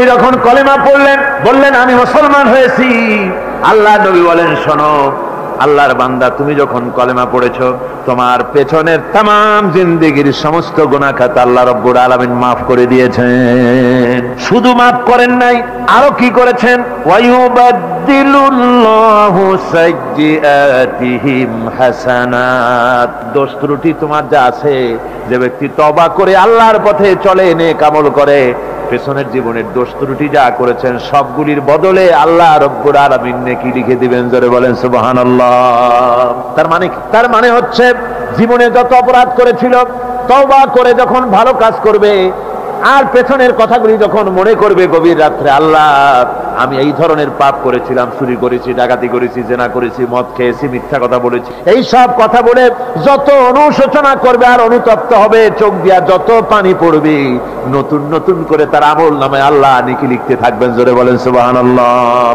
রব্বুল আলামিন তার বান্দাকে এত ভালোবাসেন, একজন সাহাবী কতগুলি পাখির বাচ্চা নিয়ে রাসূলের কাছে হাজির হয়েছেন। আল্লাহ নবী বলেন এই পাখির বাচ্চাগুলি আনলা কেন? সাহাবী বলেন হুজুর এই পাখির বাসাটা ভেঙে গিয়েছিল, বাচ্চাগুলি যখন ধরলাম ওর মা আমার মাথার উপরে ঠোকরাতে লাগলো, সে নিজের জীবনের মায়াকে উপেক্ষা করে বাচ্চাগুলিকে হেফাজত করার জন্য আমার উপরে ঝাঁপিয়ে পড়লো। আমি নিয়ে এসেছি এখানে, এই দেখুন ঘরের মধ্যে ঢুকেছে, এখানে ওই পাখিটা এসেছে। আমি রাসূলকে দেখাতে এলাম প্রাণী জগতে মায়ের সন্তানের প্রতি কত মায়া, সেটা দেখাতে এলাম। আল্লাহর নবী বলেন ও সাহাবী, প্রাণী জগতে সন্তানের প্রতি মায়ের কতটুকু মহব্বত তুমি তাই আমাকে দেখাতে এসেছো। শোনো, এই প্রাণী জগতে সন্তানের প্রতি মায়ের যত মহব্বত, তার চাইতে লক্ষ কোটি গুণে বেশি মহব্বত বান্দার প্রতি আল্লাহ রব্বুল আলামিনের। মহব্বতকে, করুণাকে, রহমতকে, ভালোবাসাকে 100 ভাগ করা হয়েছে। 100 ভাগ করে 99 ভাগ আল্লাহ নিজের কাছে রেখেছেন, আর একটা ভাগ তামাম পৃথিবীর প্রাণী জগতে আল্লাহ ছড়াই দিয়েছেন। একটা ভাগ দিয়েছেন সারা দুনিয়ায় প্রাণী জগৎ, সেই একটা ভাগে এই শত সহস্র কোটি প্রাণীর মধ্যে যেটুকুন আমরা পাইছি, এতটুকুন মহব্বতে সন্তানের জন্য কলিজায়, সন্তানের কোনো অকল্যাণ হলে কলিজায় পানি থাকে না, সন্তানের কোনো অসুবিধা হলে বা মা বাপের কষ্ট হলে বা কারো কোনো কষ্ট হলে আমরা এই ধরনের আমাদের অবস্থা সৃষ্টি হয়ে যায়। এক ভাগ তামাম পৃথিবীর সমস্ত প্রাণী জগতে ছড়ায় দেওয়ার পর আমাদের অবস্থা যদি এই হয়, তাহলে 99 ভাগ রহমত যার কাছে, বান্দার প্রতি তার মহব্বত কতখানি। আমার বন্ধুগণ, রাসূল পাক সাল্লাল্লাহু আলাইহি ওয়াসাল্লাম বলেছেন ও সাহাবীরা, একজন লোক উটের পৃষ্ঠে যাচ্ছিল কোথাও, উটের পৃষ্ঠে তার খাবার আছে, পানিও আছে, যেতে যেতে মরুদ্যানের মধ্যে সে বিশ্রাম করলো। ঘুমের থেকে জেগে দেখে উট নাই, খাবার নাই, পানিও নাই, বড় লোকটা কেমন পেরেশান হয়। সাহাবীরা বলেন হুজুর উট হচ্ছে মরুভূমির জাহাজ, উট হারায় গেছে, টাকা পয়সা যা ছিল, খাদ্য খাবার ছিল, সব চলে গেছে, এর থেকে পেরেশানি তো আর কিছুই হয় না। হুজুর বলেন লোকটা খানিকক্ষণ চিন্তা ভাবনা করতে করতে কিছুক্ষণ পর দেখলো উট ফিরে এসেছে, সমস্ত টাকা তার ওই খাদ্য আর পানিও নিয়ে হাজির হয়ে গেছে, বলো কেমন খুশি হয়। হুজুর, হযরত সাহাবীরা বলেন হুজুর এর থেকে খুশি আর কি হতে পারে, লোকটার দিল তো ভরে যাবে। আল্লাহর নবী বলেন ও সাহাবীরা, কোন বান্দা যদি আল্লাহর থেকে নাফরমান হয়ে যায়, নামাজ ছেড়ে দেয়, জিনা ব্যভিচার বদমাশি নাফরমানিতে যদি যখন লিপ্ত হয়ে যায়, উঠারা ব্যক্তি উট পাওয়ার জন্য যেমন পেরেশানি বোধ করে, আল্লাহ রাব্বুল আলামিন তার ওই নাফরমান বান্দার জন্য, আল্লাহ রাব্বুল আলামিন ফিরে আসার জন্য আল্লাহ রাব্বুল আলামিন চান। বান্দা যখন নাফরমান বান্দা নিজের গুনাহ বুঝতে পেরে যখন সেজদায় পড়ে গিয়া কান্দে, রব্বুল আলামিন আমার গুনাহ মাফ করে দাও, এইভাবে যখন কাঁদতে থাকে, রব্বুল আলামিন আল্লাহর হাবিব বলেন উঠারা ব্যক্তি উঠ পেরে পড়ে, ওই ব্যক্তি যত খুশি হন। কোন নাফরমান বান্দা যখন সেজদায় পড়ে যায়, আল্লাহ রাব্বুল আলামিন এর চাইতে লক্ষ কোটি গুণে বেশি খুশি হয়ে যান। আল্লাহ পাক হচ্ছেন রহমান রহিম, গাফুরুর রহিম। পৃথিবীতে এমন কে আছে আপনি আমাকে বলেন, এমন কে আছে অপরাধ করবে না আর সে বলবে আয় তোরে মাফ করে দেই? বলেন এরকম আছে নাকি? কেউ বলেন আছে? এমনকি বাপ মা ছেলে অন্যায় করেছে, বাপ মার দিল চায় ছেলেটা যদি মাপ চাইতো বড্ড ভালো হতো, ওর সাথে প্রাণ ধরে কথা বলতাম, বুকের সাথে জড়িয়ে নিতাম, কিন্তু মুখ খুলে বলে না যে অপরাধ করেছিস মাপ চাইয়া যা, এরকম বলে। মাও বলে না, বাপেও বলে না, কিন্তু একমাত্র মহান সত্য রব্বুল আলামিন বান্দা যখন গুনাহ করে আল্লাহ ডাকে, বান্দারে গুনাহ করেছিস ফিরে আয়, আমি তোরে মাফ করে দেব। গুনাহ করেছিস ফিরে আয়, জিনা করেছিস ফিরে আয়, মদ খেয়েছিস ফিরে আয়, মানুষ হত্যা করেছিস ফিরে আয়, পুফুরি করেছিস ফিরে আয়, আগুন পূজা করেছিস ফিরে আয়, মাটি পূজা করেছিস, সূর্য পূজা করেছিস, যা করেছিস না কেন ফিরে আয়, আমাকে ডাক দে, আমি তোর জিন্দেগির গুনাহ আমি আল্লাহ মাফ করে দেব। এই জন্য আল্লাহ রাব্বুল আলামিনকে যখন কোন বান্দা একবার ডাকে, দিল থেকে কলিজা থেকে একটা ডাক যদি দেয় আল্লাহ, হাজার ডাকের তুলনায় একটা ডাক আল্লাহ, কলিজা থেকে ডাক, এই ডাকটা কোথা থেকে? কলিজা থেকে। দিল সে जुबात निकलती है, असर रखती है, पर नहीं मगर ताकते परवास रखती है। অন্তর থেকে যে কথা বেরোয় তা প্রভাব বিস্তার করে। কলিজা থেকে যদি কেউ ডাক দেয় আল্লাহ, কলিজার একটা ডাক আলাদা না? বলেন আলাদা কিনা? কলিজা থেকে ডাক, বলেন না সবাই আল্লাহ। কলিজা থেকে একটা ডাক যদি কেউ ভাবে আল্লাহকে ডাক দেয় আল্লাহ, আল্লাহ রাব্বুল আলামিন বান্দা যখন একবার ডাক দেয় আল্লাহ তখন 70 বার লাব্বাইক বলেন, 70 বার সাড়া দিয়া বলে বান্দা কি চাও, আমি তোর কাছে হাজির। কি চাস বল, আমার আমি মাফ করে দেব। সুতরাং আল্লাহ রাব্বুল আলামিন বলছেন আমার কাছে ক্ষমা চাও, মাফ চাও, আমার কাছে মাফ চাও, যত মাফ চাইবে আমি মাফ করে দেব। পৃথিবীতে এমন কেউ নাই যার কাছে বেশি চাইলে তিনি খুশি হবেন।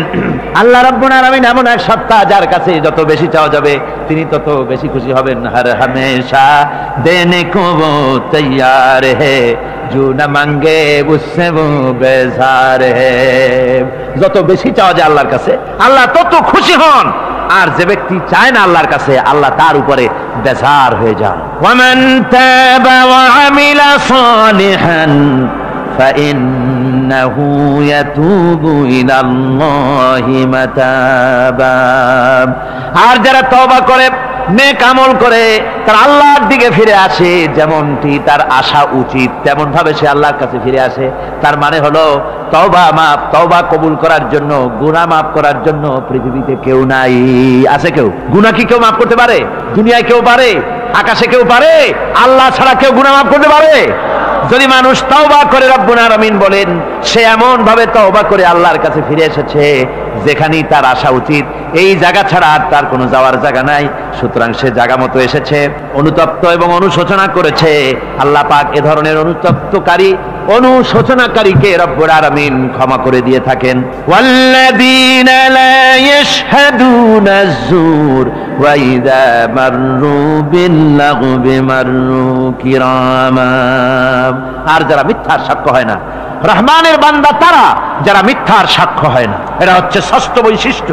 আর তারা কোনো অনর্থক, কোনো নিরর্থক কোনো কাজ যদি দেখে, ঘটনা দেখে, সেখান থেকে তারা শরীফ মানুষের মতো, একেবারে নিতান্ত ভদ্র মানুষের মতো সেখান থেকে কেটে পড়ে। গান বাজনা হচ্ছে, নাটক হচ্ছে, অশ্লীলতা হচ্ছে, গালাগালি হচ্ছে, অনর্থক কোনো কাজ হচ্ছে, নিরর্থক কোনো অনুষ্ঠান কিছু একটা হচ্ছে, ওখান থেকে একটা ভদ্রলোকের মতো, যেমন কোনো দুর্গন্ধময় জায়গা থেকে মানুষ যখন যায় নাকে রুমাল দিয়ে আস্তে করে সেখান থেকে পাশ কেটে চলে যায়, ঠিক কিনা? ঠিক ওইভাবে করে আল্লাহ পাক বলছেন আমার মুমিন বান্দারা এই ধরনের কোনো অনর্থক, নিরর্থক যে কাজের মধ্যে কোনো পরকাল নাই, আল্লাহ নাই, দুনিয়ার মানুষের স্বার্থ নাই, দেশের স্বার্থ নাই, রাষ্ট্রের স্বার্থ নাই, জনগণের স্বার্থ নাই, এই ধরনের সমস্ত গাল গপ্প, নাটক, উপহাস, এই ধরনের মজা, এই ধরনের অনুষ্ঠান যখন দেখে আমার মুমিন বান্দারা সেখানে দাঁড়ায় না। ময়লার কাছ থেকে নাকে রুমাল দিয়ে মানুষ যেমন চলে যায়, এই লোকটিও তখন অত্যন্ত ভদ্রের মতো আস্তে করে পাশ কেটে বেরিয়ে যায়। ওয়াল্লাযীনা ইযা যুক্কিরু বিআয়াতি রাব্বিহিম লাম ইয়াখিরু আলাইহা সাম্মান ওয়া উমিয়ানা। আর আমার বান্দাদের 7 নম্বরের, রহমানের বান্দা, খাঁটি বান্দা যারা, তাদের 7 নম্বরের বৈশিষ্ট্য হচ্ছে এই যে ওই সমস্ত বান্দারা তাদের কাছে যখন আমার আয়াতকে শোনানো হয়, আমার কোরআন তেলাওয়াত করে আমার আয়াত পড়ে যখন নসিহত শোনানো হয়, তখন তারা বোবার মতো, বদিরের মতো বসে থাকে না। তাহলে বুঝতে পেরেছেন? রহমানের খাঁটি বান্দা যারা, তাদের কাছে কোরআনের কথা ওয়াজ করে যখন শোনানো হয়, আল্লাহর কালাম যখন শোনানো হয়, আয়াত পড়ে পড়ে যখন নসিহত শোনানো হয়, লাম ইয়াখিরু আলাইহা সুম্মান ওয়া উমিয়ানা, তখন ওই ব্যক্তি অন্ধ এবং বধিরের মতো চুপ করে বসে থাকে না, বরং আমল করা শুরু করে দেয়। জোরে বলেন সুবহানাল্লাহ। যখন সে জানলো যে এগুলি হলো আল্লাহর বিরোধী কাজ, এগুলি আল্লাহর কাজ, আল্লাহ রাসূলের কাজ, তখন তা পালন করা শুরু করে দেয়। এই 5 দিন ধরে কোরআনের যে কথাগুলি হলো, এই কথাগুলি শোনার পর আপনারা কি বসে থাকবেন? বসে থাকবেন? যারা বসে থাকবে এইগুলি শোনার পরে আল্লাহ তাদেরকে বলেছেন এরা হলো অন্ধ, এরা হলো বধির, এরা হলো বোবা। আমরা আল্লাহর এই যে কথা, আমরা কি অন্ধ আর বধির আর বোবা হবো নাকি? আমরা হব না। আমরা অন্ধ নয়, বধির নয়, বোবা নই, বরং আল্লাহ যা বলেছেন, যা শুনলাম সামি'না ওয়া আতা'না, এই 5 দিন ধরে যা শুনলাম আল্লাহর কথা, কার কথা শুনলাম? আর সমস্ত কথা আমরা আমল করব, জোরে কোন আমিন। আল্লাহ যেন কবুল করেন, জোরে কোন আমিন। আমল করা কি? বসে না থাকা কি? বসে না থাকা হচ্ছে যা শুনলাম, আল্লাহর যা ফরজ, যা হুকুম, তা মানবো।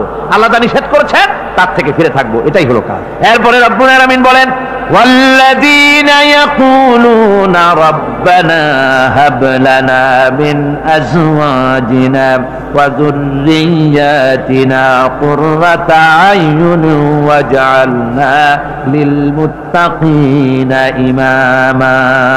রহমানের বান্দা 8ম নম্বর এবং শেষ নাম্বার হচ্ছে এটা বৈশিষ্ট্য এই যে তারা রহমানের যারা খাঁটি বান্দা, আল্লাহর যারা খাঁটি বান্দা, তারা রব্বুল আলামিনের কাছে মুনাজাত করে, আমার রব, আয় আমার আল্লাহ, হাবলানা মিন আজওয়াজিনা ওয়া যুররিয়াতিনা, আমাদের এবং আমাদের স্ত্রীদের আর আমাদের সন্তানদেরকে তুমি দয়া করে আমাদের চক্ষুর শীতলতা বানায় দাও, জোরে বলেন আমিন। ওয়াজআলনা লিল মুত্তাকিনা ইমামা, আর আমার এই সন্তানদেরকে তুমি মুত্তাকিদের ইমাম বানায় দাও। শুধু মুত্তাকি বানায়ও না, মুত্তাকিদের নেতা বানায় দাও, জোরে কোন সুবহানাল্লাহ। এই কথা, এই সূরাটা, এইটা তখনকার কথা যখন এই মুমিনদের মক্কি সূরা, তো এটা যখন মক্কা শরীফে দেখা গেল যে মুসলমানেরা, যিনি ইসলাম কবুল করেছেন তার বাপ কাফের, যিনি ইসলাম কবুল করেছেন কারো বাপ কাফের, কারো মা কাফের, কারো সন্তান কাফের, কারো মেয়ে কাফের, কারো জামাই কাফের, সব প্রিয়জনেরা কুফরি হালতে আছে। আর এগুলি দেখে তাদের চক্ষুর মধ্যে কাঁটা বিঁধতেছিল, চক্ষু জর্জরিত হয়ে যাচ্ছিল। নিজের সন্তানের চেহারা যত ভালো হোক, সন্তান যতই শিক্ষা দীক্ষা থেকে যতই উন্নত আর ভালো হোক না কেন, সে যদি জাহান্নামের দিকে অগ্রসর হতে থাকে, কোন নেককার ইমানদার পিতার মনে তার সান্ত্বনার কারণ হতে পারে না। সে তখন আল্লাহর দরবারে, আল্লাহ পাক বলেন, ওই মুমিন বান্দারা আমার কাছে দোয়া করে যে রব্বুল আলামিন আমার সন্তানদেরকে, আমার স্ত্রীদেরকে আমার চোখের শীতলতা বানাও, তাদের আমল আখলা কেমন বানাও, যাতে আমাদের চক্ষু ঠান্ডা হয়ে যায়, জোরে বলেন আমিন, জোরে বলেন আমিন। সন্তানদের জন্য আল্লাহর কাছে দোয়া করতে হবে। আপনারা দেখেন, চোখের সামনে দেখতে পাচ্ছেন সন্তান সিনেমায় যাচ্ছে, সন্তান নামাজ পড়ে না, সন্তান রোজা রাখে না, সন্তান মানুষের তৈরি করা মতাদর্শের পেছনে স্লোগান দিচ্ছে, দৌড়াচ্ছে, আর আপনি পিতা হয়ে তাকে ঠেকাচ্ছেন না। ওই ছেলে তো জাহান্নামে যাচ্ছে, আপনার দরদ হওয়া উচিত, ওই ছেলেকে ফিরানো দরকার, আর আল্লাহর কাছে দোয়া করা দরকার। আমার বন্ধুগণ, দোয়া আল্লাহ নিজেই শিখাই দিচ্ছেন, দোয়া করো। পড়েন আমার সাথে, রব্বানা হাব লানা মিন আজওয়াজিনা ওয়া যুররিয়াতিনা কুররাতা আয়ুন ওয়াজআলনা লিল মুত্তাকিনা ইমামা। উলাইকা ইউজজাউনাল গুরফাতা বিমা সাবারু ওয়া ইউলাক্কাউনা ফিহা তাহিয়াতান ওয়া সালামা। আল্লাহ পাক বলেন, এই সব লোকদের জন্য তারা যে সবর করেছিল, সেই সবরের কারণে আমি তাদের উত্তম জাযা দান করব। আর তাদের জন্য ফেরেশতারা চতুর্দিক থেকে, ফেরেশতারা তাদের জন্য সম্বোধন করবে, তাদেরকে সম্বর্ধনা দিবে, ফেরেশতারা তাদের সম্বর্ধনা দিবে। ওয়াল মালাইকাতু ইয়াদখুলুনা আলাইহিম মিন কুল্লি বাবিন সালামুন আলাইকুম বিমা সাবারতুম ফানি'মা উকবাদ-দার। চতুর্দিক থেকে ফেরেশতারা আসতে থাকবে, আর তারা সালাম দিতে থাকবে, তাদেরকে সম্বর্ধনা দেবে বেহেশতীদেরকে, আর বলবে তোমাদের জন্য এই পরকালের এই ঘরটা, এই জায়গাটা কতই না উত্তম করে আল্লাহ তৈরি করে রেখেছেন, বলেন সুবহানাল্লাহ। সালামুন আলাইকুম, আল্লাহ বলছেন, উলাইকা ইউজসাউনাল গুরফাতা বিমা সাবারু, তোমরা যে সবর এখতিয়ার করেছিলে সেজন্য আজকে তোমাদের জন্য আমি এই বিরাট নিয়ামত তোমাদের জন্য রেখেছি। দিনকে চালু করতে গেলে, ইসলামী আন্দোলন করতে গেলে বিপদ আসে, আর সেই বিপদে সবর এখতিয়ার করতে হয়। কত ভয় আসে, লোভ আসে, কত কিছু আসে, এগুলিকে উপেক্ষা করে যারা ইসলামী আন্দোলনের জন্য নফসের খাহেশকে, আরামকে হারাম করে দিয়ে আন্দোলনে যারা ঝাঁপিয়ে পড়তে পারে, তাদের জন্য আল্লাহ পাক এই সমস্ত নিয়ামত রেখে দিয়েছেন। কুল মা ইয়াবাউ বিকুম রাব্বি লাউলা দুআউকুম ফাকাদ কাযযাবতুম ফাসাউফা ইয়াকুনু লিজামা। ও নবী, আপনি এদেরকে বলেন, আপনি এই লোকগুলিকে বলেন যে তোমাদের ব্যাপারে আল্লাহর কি প্রয়োজন পড়েছে যদি তোমরা আল্লাহকে নাই ডাকো, আল্লাহর কাছে যদি দোয়া না করো, যদি হাত না পাতো, আল্লাহকে যদি না ডাকো, তাহলে তোমাদের যদি আল্লাহর দরকার ফাকাদ কাযযাবতুম, তোমরা তো অস্বীকার করে চলছো। ফাসাউফা ইয়াকুনু লিজামা, খুব তাড়াতাড়ি করে তোমরা বুঝতে পারবে, এমন অবস্থা, এমন আযাব আসবে যে তখন তোমাদের প্রাণ বাঁচানোই দায় হয়ে পড়বে। আমার বন্ধুগণ, একটা মানুষের সাথে মানুষের সৃষ্টি আর পাথরও সৃষ্টি, পাথরও একটা মাখলুক, মানুষও মাখলুক। পাথরের সাথে মানুষের পার্থক্য কোথায়? পাথর আল্লাহর দরবারে হাত তুলতে পারে না, আল্লাহকে ডাকতে পারে না, মোনাজাত করতে পারে না। মানুষ ডাকতে পারে, হাত তুলতে পারে, তার হাত দেওয়া আছে। মানুষ হয়ে যদি আল্লাহর দরবারে হাত তুলতে না পারলেন, চোখের পানি যদি না ফেলতে পারলেন, আল্লাহ পাক বলছেন, ও নবী বলে দেন, আপনি বলুন তোমাদের দিয়ে কি প্রয়োজন আল্লাহর? লাউলা দুআউকুম, তোমরা যদি সেই আল্লাহকে যদি না ডাকো, যদি তার কাছে হাত না তোলো, তাহলে তোমাদের দিয়ে আল্লাহর দরকারটা কি? তোমাদেরকে রব্বুল আলামিন তৃণখণ্ডের মতো উড়িয়ে দিবেন, কোন মর্যাদা থাকবে না আল্লাহর কাছে। সুতরাং মর্যাদা পেতে হলে আল্লাহকে ডাকতে হবে, আল্লাহর কাছে চাইতে হবে। এভাবে করে আল্লাহ পাক তার বান্দাদেরকে নির্দেশ করছেন। আমার বন্ধুগণ, এই মোট 8টি বৈশিষ্ট্য ইসলামের আপনার মোমেন বান্দাদের জন্য, রহমানের খাঁটি বান্দাদের জন্য এই 8টি বৈশিষ্ট্য আল্লাহ পাক দান করেছেন। এই 8টি বৈশিষ্ট্য যেন আল্লাহ পাক আমাদের মধ্যে দান করে দেন। জোরে বলেন আমিন, আরো জোরে বলেন আমিন। 8টি বৈশিষ্ট্যের জন্য আল্লাহ পাক বেহেশত রেখেছেন। 8টি বেহেশত কয়টি? এই 8টি বেহেশতের দরওয়াজা আল্লাহ যেন আমাদের জন্য কিয়ামতে খুলে দেন। জোরে কোন আমিন। আমার ভাইরা, আল্লাহ রাব্বুল আলামিন এই কোরআন যে নাজিল করেছিলেন, এই কোরআন দিয়ে এই ধরনের নৈতিক গুণে গুণান্বিত একটা জনসমষ্টি তৈরি করেছিলেন আল্লাহর হাবিব জনাবে মুহাম্মদ রাসূলুল্লাহ সাল্লাল্লাহু আলাইহি ওয়াসাল্লাম। আর সেই জনসমষ্টি দিয়ে রাসূল পাক সাল্লাল্লাহু আলাইহি ওয়াসাল্লাম একটি ইসলামী কল্যাণমূলক রাষ্ট্র তৈরি করেছিলেন। রাসূলুল্লাহ কি করেছিলেন? একটা রাষ্ট্র। এই যা বললাম, এই 5 দিন ধরে যা বললাম, এই সব গুণাবলী দিয়ে, এই সব বৈশিষ্ট্য দিয়ে রাসূলুল্লাহ একটা জনগোষ্ঠী তৈরি করেছিলেন।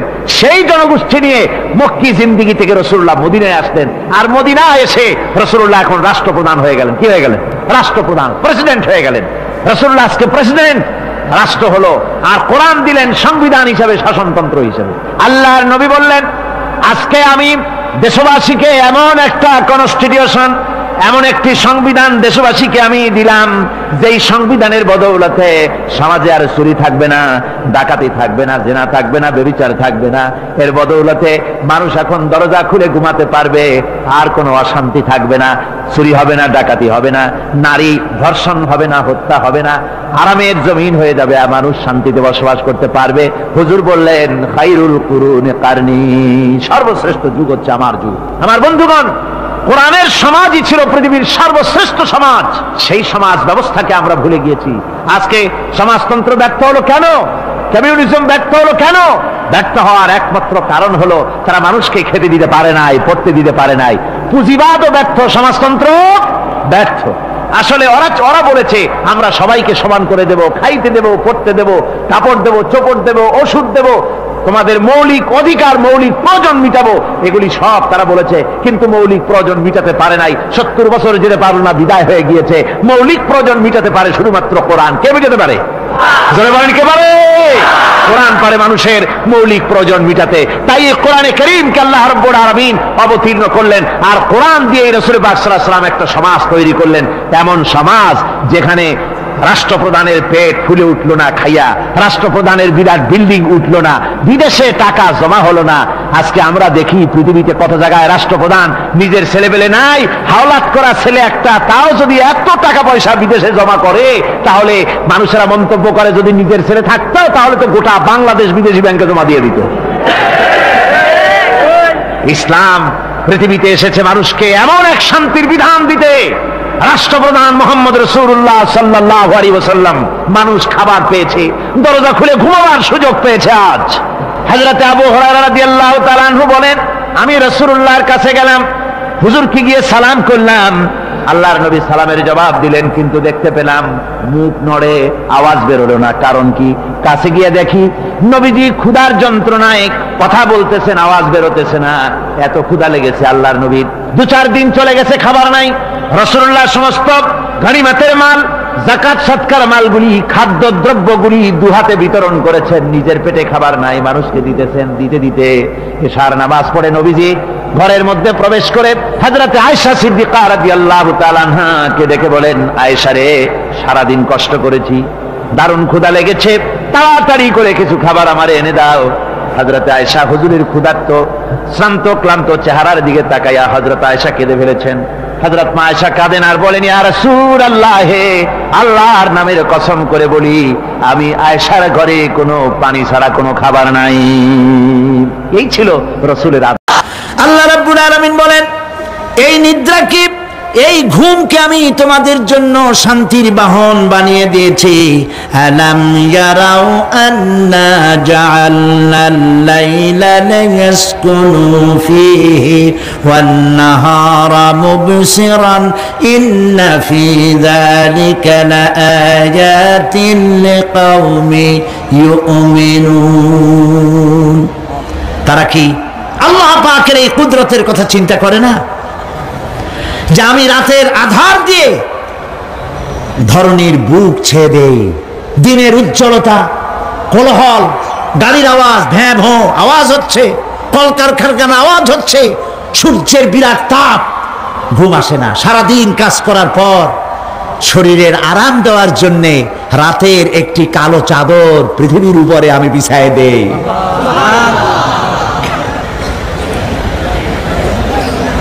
আর মানুষ আরাম গ্রহণ করে। শুধু মানুষ না, সব প্রাণী আরাম গ্রহণ করে।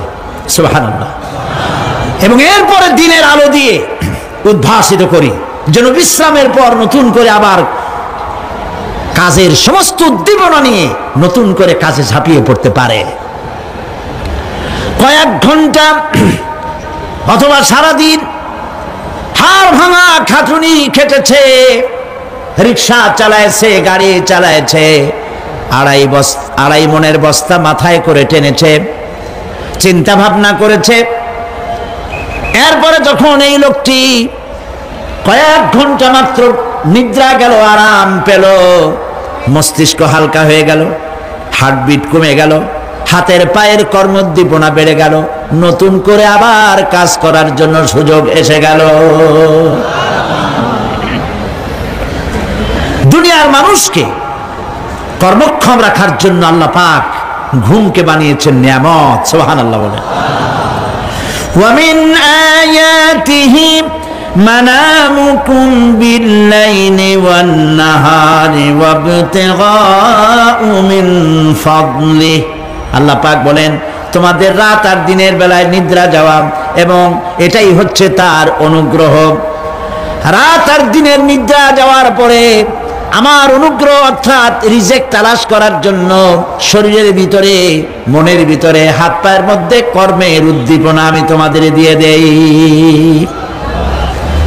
মহাবিজ্ঞানী আল্লাহ রাব্বুল আলামিনের এই বিশাল কুদরত এবং দয়া, যে মানুষকে তিনি ক্লান্তি দূর করার জন্য তিনি ঘুম দিয়েছেন।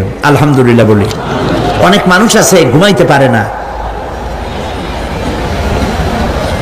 ঘুমাবার জন্য ফেনার গান খায়, ঘুমাবার জন্য ভ্যালিয়াম খায়, সিডাক্সিন খায়, রিল্যাক্সিন খায়, কত অক্সিজেন, অক্সিজেন, কত কিছু খায়, তারপরেও ঘুম আসে না।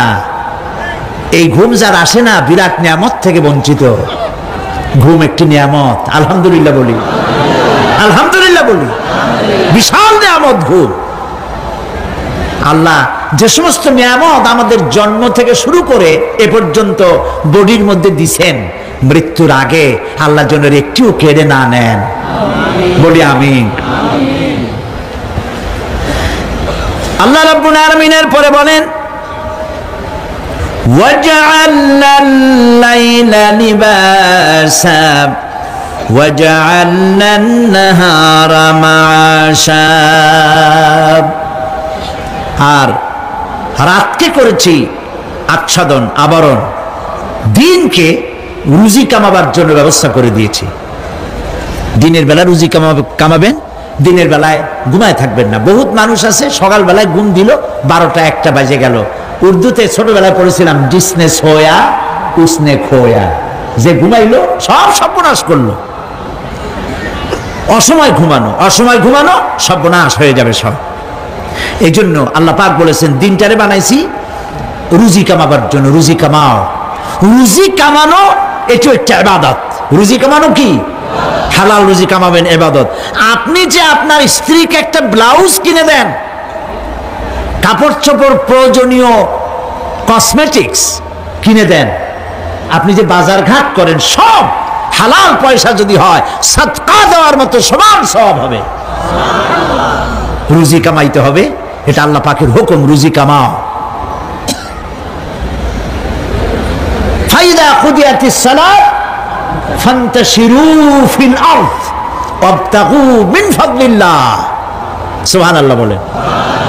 নামাজ যখন শেষ হয়ে গেল, ফাইদা কুদিয়াতিস সালাত, নামাজ যখন শেষ হয়ে গেল, ফান্তাশিরু ফিল আরদ, তখন জমিনে ছড়িয়ে পড়ো আর আমার অনুগ্রহ রিস্ক অনুসন্ধান করো। সুবহানাল্লাহ। মসজিদে বসে বসে খালি তসবিহ টিপতে থাকো না, কাজের সময় কাজ করো। অফিস থেকে বলে আসছে জোহরের নামাজ পড়তে যাই, জোহরের নামাজ পড়িয়ে তারপর নফল পড়া শুরু করছে, এরপরে দোয়া দুরূদ পড়া শুরু করছে। 1 ঘন্টা অফিসের সময় নষ্ট করেছেন। ফরজ নামাজ সুন্নত নামাজ পড়তে যতটুকু লাগবে এর থেকে বেশি সময় নিলে বেতন হালাল হবে না। আপনি মিথ্যা কথা বলে, মিথ্যা ছুটি নিয়ে দিনের কাজ করতে পারেন না। আপনার রুজি হালাল হইতে হবে। আপনার নফল নামাজ পড়া দরকার, রাত পড়ে আছে, রাতের বেলা গিয়ে জনমের মতো নফল পড়েন, কে নিষেধ করবে? মনে থাকবে কথা? প্রিয় ভাই সব, হযরত ওমর ফারুক রাদিয়াল্লাহু তাআলা আনহু, তিনি একবার মসজিদ নববীর মধ্যে দেখলেন ফজরের সময়, জোহরের সময় তিনি দেখলেন ফজরে যাদের দেখলাম এক জায়গায় বসা 5-7টা লোক, জোহরে তো তাদেরই দেখতেছি, আসরের সময় দেখলেন ওইখানে বসা, মাগরিবেও দেখলেন, এশায়ও দেখলেন। এশার নামাজের পর তিনি প্রশ্ন করলেন, তোমরা কারা? বলল যে আমরা হলাম দূরের থেকে আসছি, মসজিদে নববী শ্রেষ্ঠ মসজিদ, এখানে বসে বসে আল্লাহর জিকির আজগার করি। তো আল্লাহর জিকির আজগার করো, নামাজ পড়ো, খাও কি? কাজে কিছু লোক আছে ওরা মেহেরবানি করে রান্না করে আনিয়া আমাদের খাওয়াইয়া যায়। হযরত ওমর ফারুক রাদিয়াল্লাহু তাআলা আনহু বললেন, তাহলে তো তোমার চাইতে, তোমরা যে কয়েকজন এখানে বসে ইবাদত করো, তোমাদের চাইতে ওই ব্যক্তি অনেক উত্তম যে নিজে রুজি কামাই করে তোমাদের খাওয়ায় যায়, তোমরা তো অলস। শুনে রাখো, নামাজের সময় ছাড়া আগামীকাল এই জায়গায় যদি বসা দেখি, ব্যাট মেরে বের করে দেবো মসজিদ নববী থেকে। ইসলাম কাজের প্রতি উদ্দীপনা দিয়েছে, ইসলাম কাজের ট্রেনিং দিয়েছে। সুবহানাল্লাহ বলে। কাজ করো আর খাও, বসে বসে বাপের বোঝা হইও না। আমাদের দেশে বহু পোলাপান আছে বাপের হোটেলে খায় আর মসজিদে গিয়া ঘুমায়, খুব সহজ কাজ। কেন এরকম করো বাবাজি? চাকরি পাই না। আচ্ছা চাকরি পাও না, চাকরি তো আমাদের দেশে এক সোনার হরিণ, অথর্ব মন্ত্রীর অথর্ব ভাগ্না চাকরি হয়ে যায়, কিন্তু ফার্স্ট ক্লাস ফার্স্ট হয়েছে এমএতে চাকরি হয় না। এটা দেশের কপাল, এটা দেশের দুর্ভাগ্য। কিন্তু চাকরি পাও নাই বলে বাপের ঘাড়ের বোঝা হয়ে থাকবা। বউতে তোমার ঘুম দেখা বউ একা একা কানবে, আল্লাহ কোন উল্লুকের সাথে বিয়ে হইল আমার, সারাদিন ঘুমায়। প্রিয় ভাই সব, চাকরি পান নাই তো অসুবিধা কি? আপনি বাসের ড্রাইভার হন, আপনি সিনেমা দান বেছেন, আপনি জমিন চাষ করেন, জমিন চাষ করা লজ্জা। এই পৃথিবীর প্রথম মানুষ আদম আলাইহিস সালাম জমিন চাষ করেছেন, ইদ্রিস আলাইহিস সালাম দর্জিগিরি করেছেন, দাউদ আলাইহিস সালাম কর্মকার হয়ে লোহা দিয়ে অস্ত্র তৈরি করেছেন, নবী করিম সাল্লাল্লাহু আলাইহি ওয়াসাল্লাম ব্যবসা করেছেন। কাজী বেকার যুবকদেরকে বলতে চাই, বাপ আর শ্বশুরের বোঝা হয়ে থাকার মতো লজ্জার জিনিস আর কিছুই নাই। বাপের কামাই খাওয়া লেখাপড়া শেখার পর তোমার জন্য জায়েজ নাই। কাজ করো, কাজের অভাব নাই, হালাল কাজ করো, রুজিতে আল্লাহ বরকত দিয়ে দিবেন। আমার দেশের জমিন এত ভালো, বলার আগেই কোন সুবহানাল্লাহ। সারমার লাগে না, যেখানে সেখানে লাঙ্গল শাবলের দরকার নাই। আঙ্গুল দিয়ে মাটি খুঁচিয়া ঘরের কোনায় আঙ্গুল দিয়ে মাটি খুঁচিয়া কদুর বিচি লাগাই দেন। 3 দিন পরে 2 পাতা, 6 দিন পর লতা, 10 দিন পর ফুল, 2 সপ্তাহের মাথায় কদু।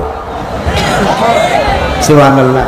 এই আল্লাহর দেওয়া এত সুন্দর কদু খাইয়া কয় সাদের লাউ বানাইলো বই রেখে, তো একটু আলহামদুলিল্লাহ কইল না। জমিন উর্বর। জার্মান থেকে এক কৃষি বিশেষজ্ঞ এসছিলেন বাংলাদেশে, শুনেছিলেন এটা নাকি সোনার বাংলা।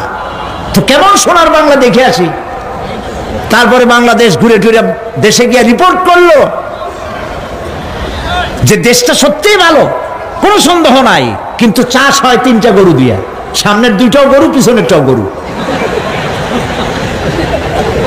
রাগ করতেছেন না তো? মন্তব্য আমার না, মন্তব্য বিদেশিদের। গরু বললো কেন পিছনটারে? এই জন্য বলেছে এমন সোনার মাটি, মানে মাটি এত ভালো, জমিন এত ফার্টাইল, এত উর্বর, যে থেকে সায়েন্টিফিক প্রসেসে তারা কৃষি উৎপাদন করতে পারে না। কারণ সব মূর্খ লোকেরাই চাষাবাদ করে, আর শিক্ষিত লোকেরা বসে থাকে কবে একটা শেয়ার পাবে, আর কলমের গুতা দিয়া গভর্নমেন্টের টাকা চুরি করবে। প্রিয় ভাই সব, পিঠির উপরে পিস্তল ঠেকাইয়া চাঁদাবাজি করা যেমন গুন্ডামি, ফাইল আটকায় রেখে টাকা আদায় করা অফিসারদের জন্য তার থেকেও মাস্তানি। এই মাস্তানি থেকে শিক্ষিত লোকদেরকে বাঁচতে হবে। ভিক্ষুক 2 রকম, শিক্ষিত ভিক্ষুক, অশিক্ষিত ভিক্ষুক। অশিক্ষিত ভিক্ষুকরা হাত পাও নাই, ল্যাংরা লুলা, আল্লাহর রাস্তায় একটা টাকা দেন, সারাদিন খাই নেই, এই হলো অশিক্ষিত ভিক্ষুক। আর শিক্ষিত ভিক্ষুকরা টাই, স্যুট, প্যান্ট, সেন্ট স্প্রে করে তারপরে গভর্নমেন্টের শ্বশুরের চেয়ারে গিয়ে বসে চাইয়ে টাকা নেয়। এই কাজটা যদি করে নিতে হয় 50,000 টাকা দিবা, 1 কোটি টাকা দিবা। ভিক্ষুকের চাইতে কলঙ্ক, মানুষ নামের অজঙ্ক, পশুর চাইতে নিকৃষ্ট যারা সরকারের চেয়ারে বসে জনগণের টাকা এভাবে চাইয়ে নেয়, ঘুষ নেয়। নাউজুবিল্লাহ বলো। এটা ঘুষের টাকা নয়, জাহান্নামের আগুন। শান্তি পাইবে না। বেতন পাও 10,000 টাকা, কামাই করো 1 লাখ টাকা বা 50,000 টাকা, বরকত নাই, অশান্তি। ঘরের মধ্যে বউতে কথা শোনে না, বেচারা সরকারি অফিসে বসে বহুত কাম টাম করিয়া কষ্ট করে বাড়ি ফিরছে, বউর একটু আদর নেবে, ভাত বাড়ি টাড়ি খাওয়াবে, সেগুড়ে বালি দেখে বউ ভ্যানিটি ব্যাগ হাতে নিয়ে বাস ফটফট করিয়া হাই হিল পাই দিয়ে বাড়ি চলে যাচ্ছে। কই যাও? আমার মিটিং আছে ক্লাবে। ছেলে একটা উল্লুকের মতো চুল, ভাল্লুকের মতো নখ, সোনার চেন গলায়। আরে বেটা তুই কই যাস? কই আমার গার্লফ্রেন্ডের কাছে যাই। ওইটা মামলায়, এটা মকদ্দমায়, বউ বাইরে, কোনোটার সাথে শান্তি নেই। একটা কয় আমার পেট ব্যথা, আর একটা কয় মাথার যন্ত্রণা, আর একটা কয় আমি মরব। শান্তি আছে? শান্তি নাই। কেন শান্তি নাই বলবো? সেটা বলবো। শান্তি এই জন্য নাই, ঘুষের টাকা মানুষে আনন্দ করে দেয় না, বড় কষ্টের সাথে দেয়। আমার কাজটা আপনি করে দিবেন, এই জন্যই তো আমি গভর্নমেন্ট আপনাকে বেতন দিয়ে ওখানে বসাইছেন। আপনার একটা গাড়ি দিয়েছে গভর্নমেন্ট, দেয় নাই? একটা গাড়ি দিয়েছে, একটা বাড়ি দিয়েছে, পিএস দিয়েছে, এপিএস দিয়েছে, কম্পিউটার দিয়েছে, বডিগার্ড দিয়েছে, আর সান কি? এরপরেও টাকা, এই টাকার কোনো শেষ নাই।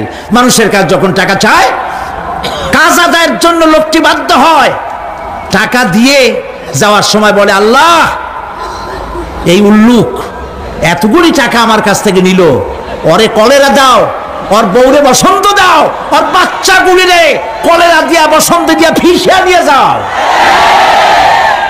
আল্লাহর গজব আর লানতে যত টাকা কামাই করেন না কেন, শান্তি পাবেন না।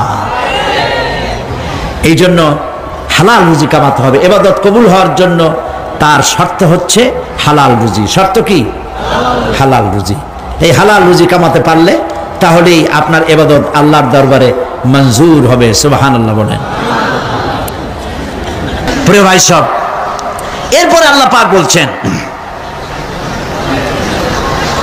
وَبَنَيْنَا فَوْقَكُمْ سَبْعًا شِدَادًا, আর তোমাদের উপরে আমি তোমাদের উপরে শক্ত মজবুত 7টি আকাশ সৃষ্টি করেছি। সুবহানাল্লাহ। এর থেকে বেরিয়ে যাওয়ার কোনো উপায় নাই, এটা ফাটল ধরাবারও কোনো উপায় নাই। এবং এই আকাশটাকে আমি আবার সুন্দর করে সাজায় রাখছি। নয়ন অভিরাম দৃশ্য সার্বক্ষণিকভাবে আমি রেখেছি, রাতের আধারে যা দেখা যায়। সেটা কি?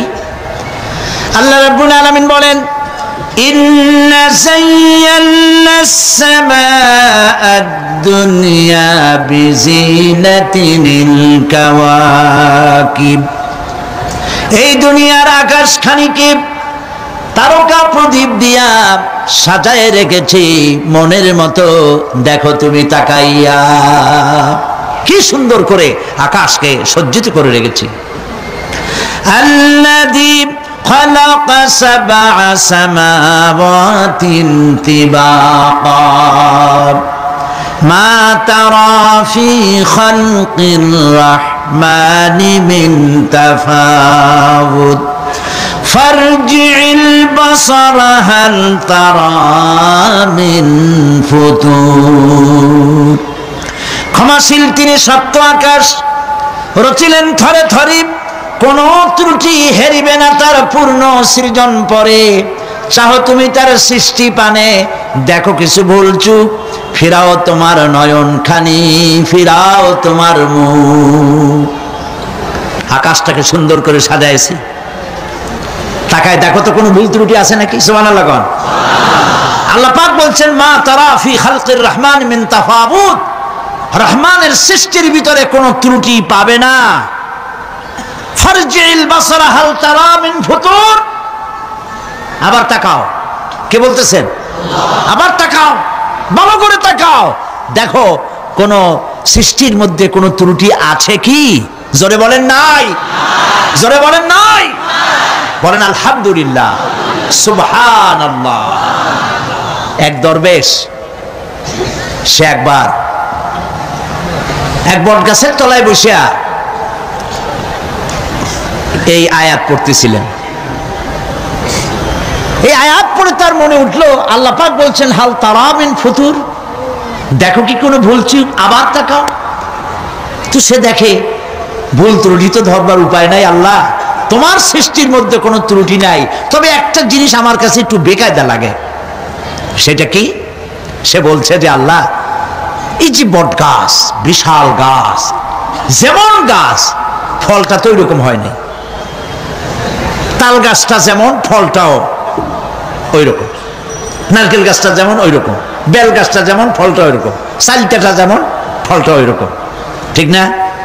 কিন্তু এত বড় বট গাছ, ফল একেবারে একটু একটু।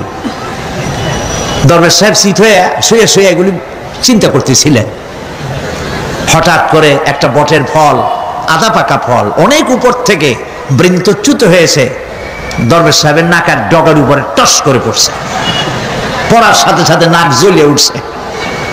কান ধরে তওবা করে দরবেশ সাহেব সিজদায় পড়ে গেছেন, আল্লাহ কি বুড়িরা করলাম, আমার চিন্তা মতে যেমন গাছ তেমন ফল, তালের সাইজের যদি হইতো, যে পজিশনে আমার নাকের উপরে পড়ছে, নাক তো ভালো, মাথাও গুঁড়ো গুঁড়ো হয়ে যেত। সুবহানাল্লাহ, সুবহানাল্লাহ।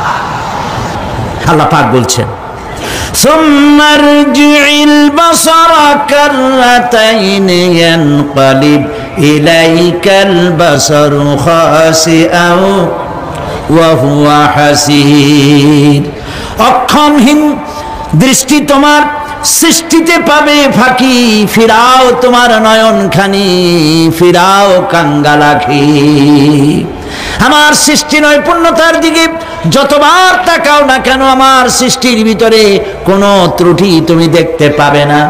এই জন্য নবীজি বলেছেন, আল্লাহ রাব্বুল আলামিনের সৃষ্টির কলা কুশলতার প্রতি কেউ যদি একবার গবেষণা করে, একটা ঘন্টাও যদি কেউ চিন্তা করে, কয় ঘন্টা? 1 ঘন্টা আল্লাহর সৃষ্টি নৈপুণ্যতা সম্পর্কে 1 ঘন্টা যদি কেউ চিন্তা করে, গবেষণা করে, নবীজি বলেছেন ওই বান্দার আমল নামায় আল্লাহ পাক 60 বছরের নফল ইবাদতের সব লিখে দিবেন। চিন্তা করো, গবেষণা করে, শ্রদ্ধায় মাথা নত হয়ে আসবে, আপনাতেই সেজদা করবে। সুবহানাল্লাহ। এরপরে আল্লাহ পাক বলেন, وَجَعَلْنَا سِرَاجًا وَهَّاجًا, আর আমি তোমাদের উপরে আকাশ সৃষ্টি করেছি, আর ওর মধ্যে আমি সৃষ্টি করেছি মহাশূন্যে এক অতি উত্তপ্ত, অতি উজ্জ্বল এক বাতি সৃষ্টি করেছি। সিরাজ শব্দের অর্থ হলো সূর্য, ওয়াহাজ এ শব্দের অর্থ হচ্ছে একই সাথে অতি উত্তপ্ত, অতি উজ্জ্বল। সূর্যের ব্যাস হচ্ছে এই পৃথিবীর চাইতে, সূর্যের ব্যাস হচ্ছে পৃথিবীর চাইতে 109 গুণ, এবং এর আয়তন পৃথিবীর চাইতে 13 লক্ষ গুণ বড়, আর দূরত্ব হচ্ছে পৃথিবীর মাটি থেকে 9,30,00,000 মাইল ব্যবধানে এই সূর্যকে আল্লাহ পাক স্থাপন করেছেন। এই সূর্যের মধ্যে যেমন রয়েছে তাপ, আবার তেমন রয়েছে আল্ট্রা ভায়োলেট রে। সূর্যের মধ্যে অনেক কিছু আছে, এখনো বিজ্ঞানীরা তা আবিষ্কার করতে পারে নাই। এর মধ্যে কল্যাণধর্মী জিনিসও আছে এবং অকল্যাণ জাতীয় কিছু জিনিস আছে। সেটা কি কারণে, সেটা আল্লাহ ভালো জানেন, আমরা জানি না। আমরা মনে করি অকল্যাণ, আল্লাহ জানেন ওর মধ্যে কি কল্যাণ আছে। যেমন সাপের বিষ, আমরা সাপ দেখলেই মারি, কিন্তু সাপ আপনাকে ক্ষতি না করলে আপনি মারবেন কেন? আর যদি ক্ষতি করার মনে হয়, ক্ষতির মতো মনে হয়, মেরে ফেলে দিন। এটা বলা হয় হাদিস শরীফে, ক্ষতিকর মনে হলে মেরে ফেলে দিন। কিন্তু সাপ তার বিষের মধ্যে মানুষের জীবন রক্ষাকারী ওষুধ সাপের বিষ দিয়েই তৈরি হয়। সূর্যের মধ্যে অকল্যাণ ধর্মী যা আছে সেটা কেন, ওইটা আমরা জানি না। এখন অকল্যাণ ধর্মী যে জিনিসটাকে বিজ্ঞানীরা মনে করেন, সেটার নাম হলো আল্ট্রা ভায়োলেট রে, অতি বেগুনি রশ্মি। এই অতি বেগুনি রশ্মি, এটার অ্যাকশন হচ্ছে এই যে প্রাণী জগতের মধ্যে যদি এটা লাগে, এসে পড়ে, পৃথিবীতে যদি স্পর্শ করে, তাহলে ক্যান্সার সহ নানাবিধ দুরারোগ্য ব্যাধিতে গোটা পৃথিবী ছড়িয়ে পড়বে। ওই আল্ট্রাভায়োলেট রে যাতে পৃথিবীর মাটি স্পর্শ করতে না পারে, সেজন্য আল্লাহ রাব্বুল আলামিন ওজোন স্তর তৈরি করেছেন। OZONE, ওজোন স্তর তৈরি করা আছে, যাতে করে ওই রেটা পাস করতে না পারে। সেই রেতে বিজ্ঞানীরা লক্ষ্য করেছে, রেতে ফাটল ধরেছে। সূর্য কত দূরে? 9,30,00,000 মাইল দূরে। মানুষেরা, বিজ্ঞানীরা টের পেয়েছে যে ওজোন স্তরে ফাটল ধরেছে। সুবহানাল্লাহ। আল্লাহ পাক বলছেন, ওমা উতীতুম মিনাল ইলমি ইল্লা কালিলা, তোমাদেরকে খুব সামান্যতম জ্ঞান আমি দান করেছি। সামান্য জ্ঞান দিয়ে গেছে কদ্দূর দেখেন। সুবহানাল্লাহ বলেন। চিন্তায়, শ্রদ্ধায় মাথা নত হয়ে আসবে। এগুলি যদি হয় সাধারণ জ্ঞান, ছোট্ট জ্ঞান, সামান্যতম জ্ঞান, তাহলে আমার আল্লাহ সুবহানাহু ওয়া তাআলার জ্ঞান কত অসীম, কত অনন্ত, কত চিরন্তন। সুবহানাল্লাহ। সে আল্লাহ রাব্বুল আলামিন ওজোন স্তরকে রেখেছেন, ওটা ক্র্যাক করেছে। কেন ক্র্যাক করেছে? ক্র্যাক করেছে এনভায়রনমেন্ট নষ্ট করার কারণে। আমরা গাছ কেটেছি, যত গাছ কেটেছি তত গাছ লাগাই নেই। টেলিভিশনে যে গাছ সম্পর্কিত যে বিজ্ঞাপনগুলি দেওয়া হয়, এগুলি নিছক কোনো বিজ্ঞাপনের উদ্দেশ্যে বিজ্ঞাপন নয়, এগুলি বাস্তব। নবী করিম সাল্লাল্লাহু আলাইহি ওয়াসাল্লাম গাছ কাটতে নিষেধ করেছেন। প্রয়োজনে কাটুন, প্রয়োজনে, বিনা প্রয়োজনে আপনি গাছের পাতাও ছিঁড়বেন না, প্রয়োজনে গাছটাও কেটে ফেলতে পারেন। পাতা ছিঁড়বেন না কেন? যেহেতু প্রত্যেকটি পাতা আল্লাহ রাব্বুল আলামিনের জিকির করছে।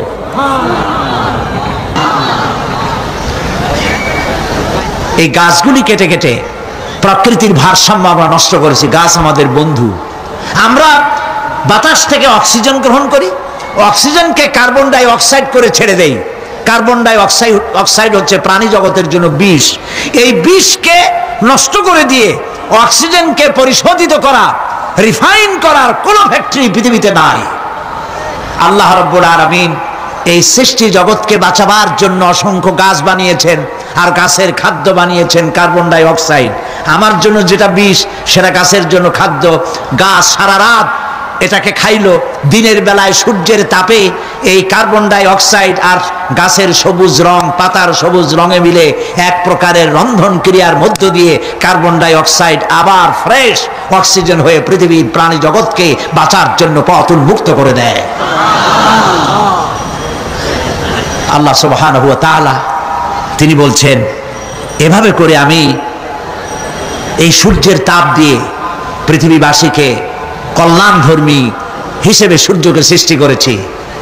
এই সূর্যের তাপ এটি একটি বিরাট অগ্নিকুণ্ড। কোটি কোটি বছর ধরে ভূপৃষ্ঠে আলো এবং উত্তাপ ছড়িয়ে যাচ্ছে। সুবহানাল্লাহ বলেন।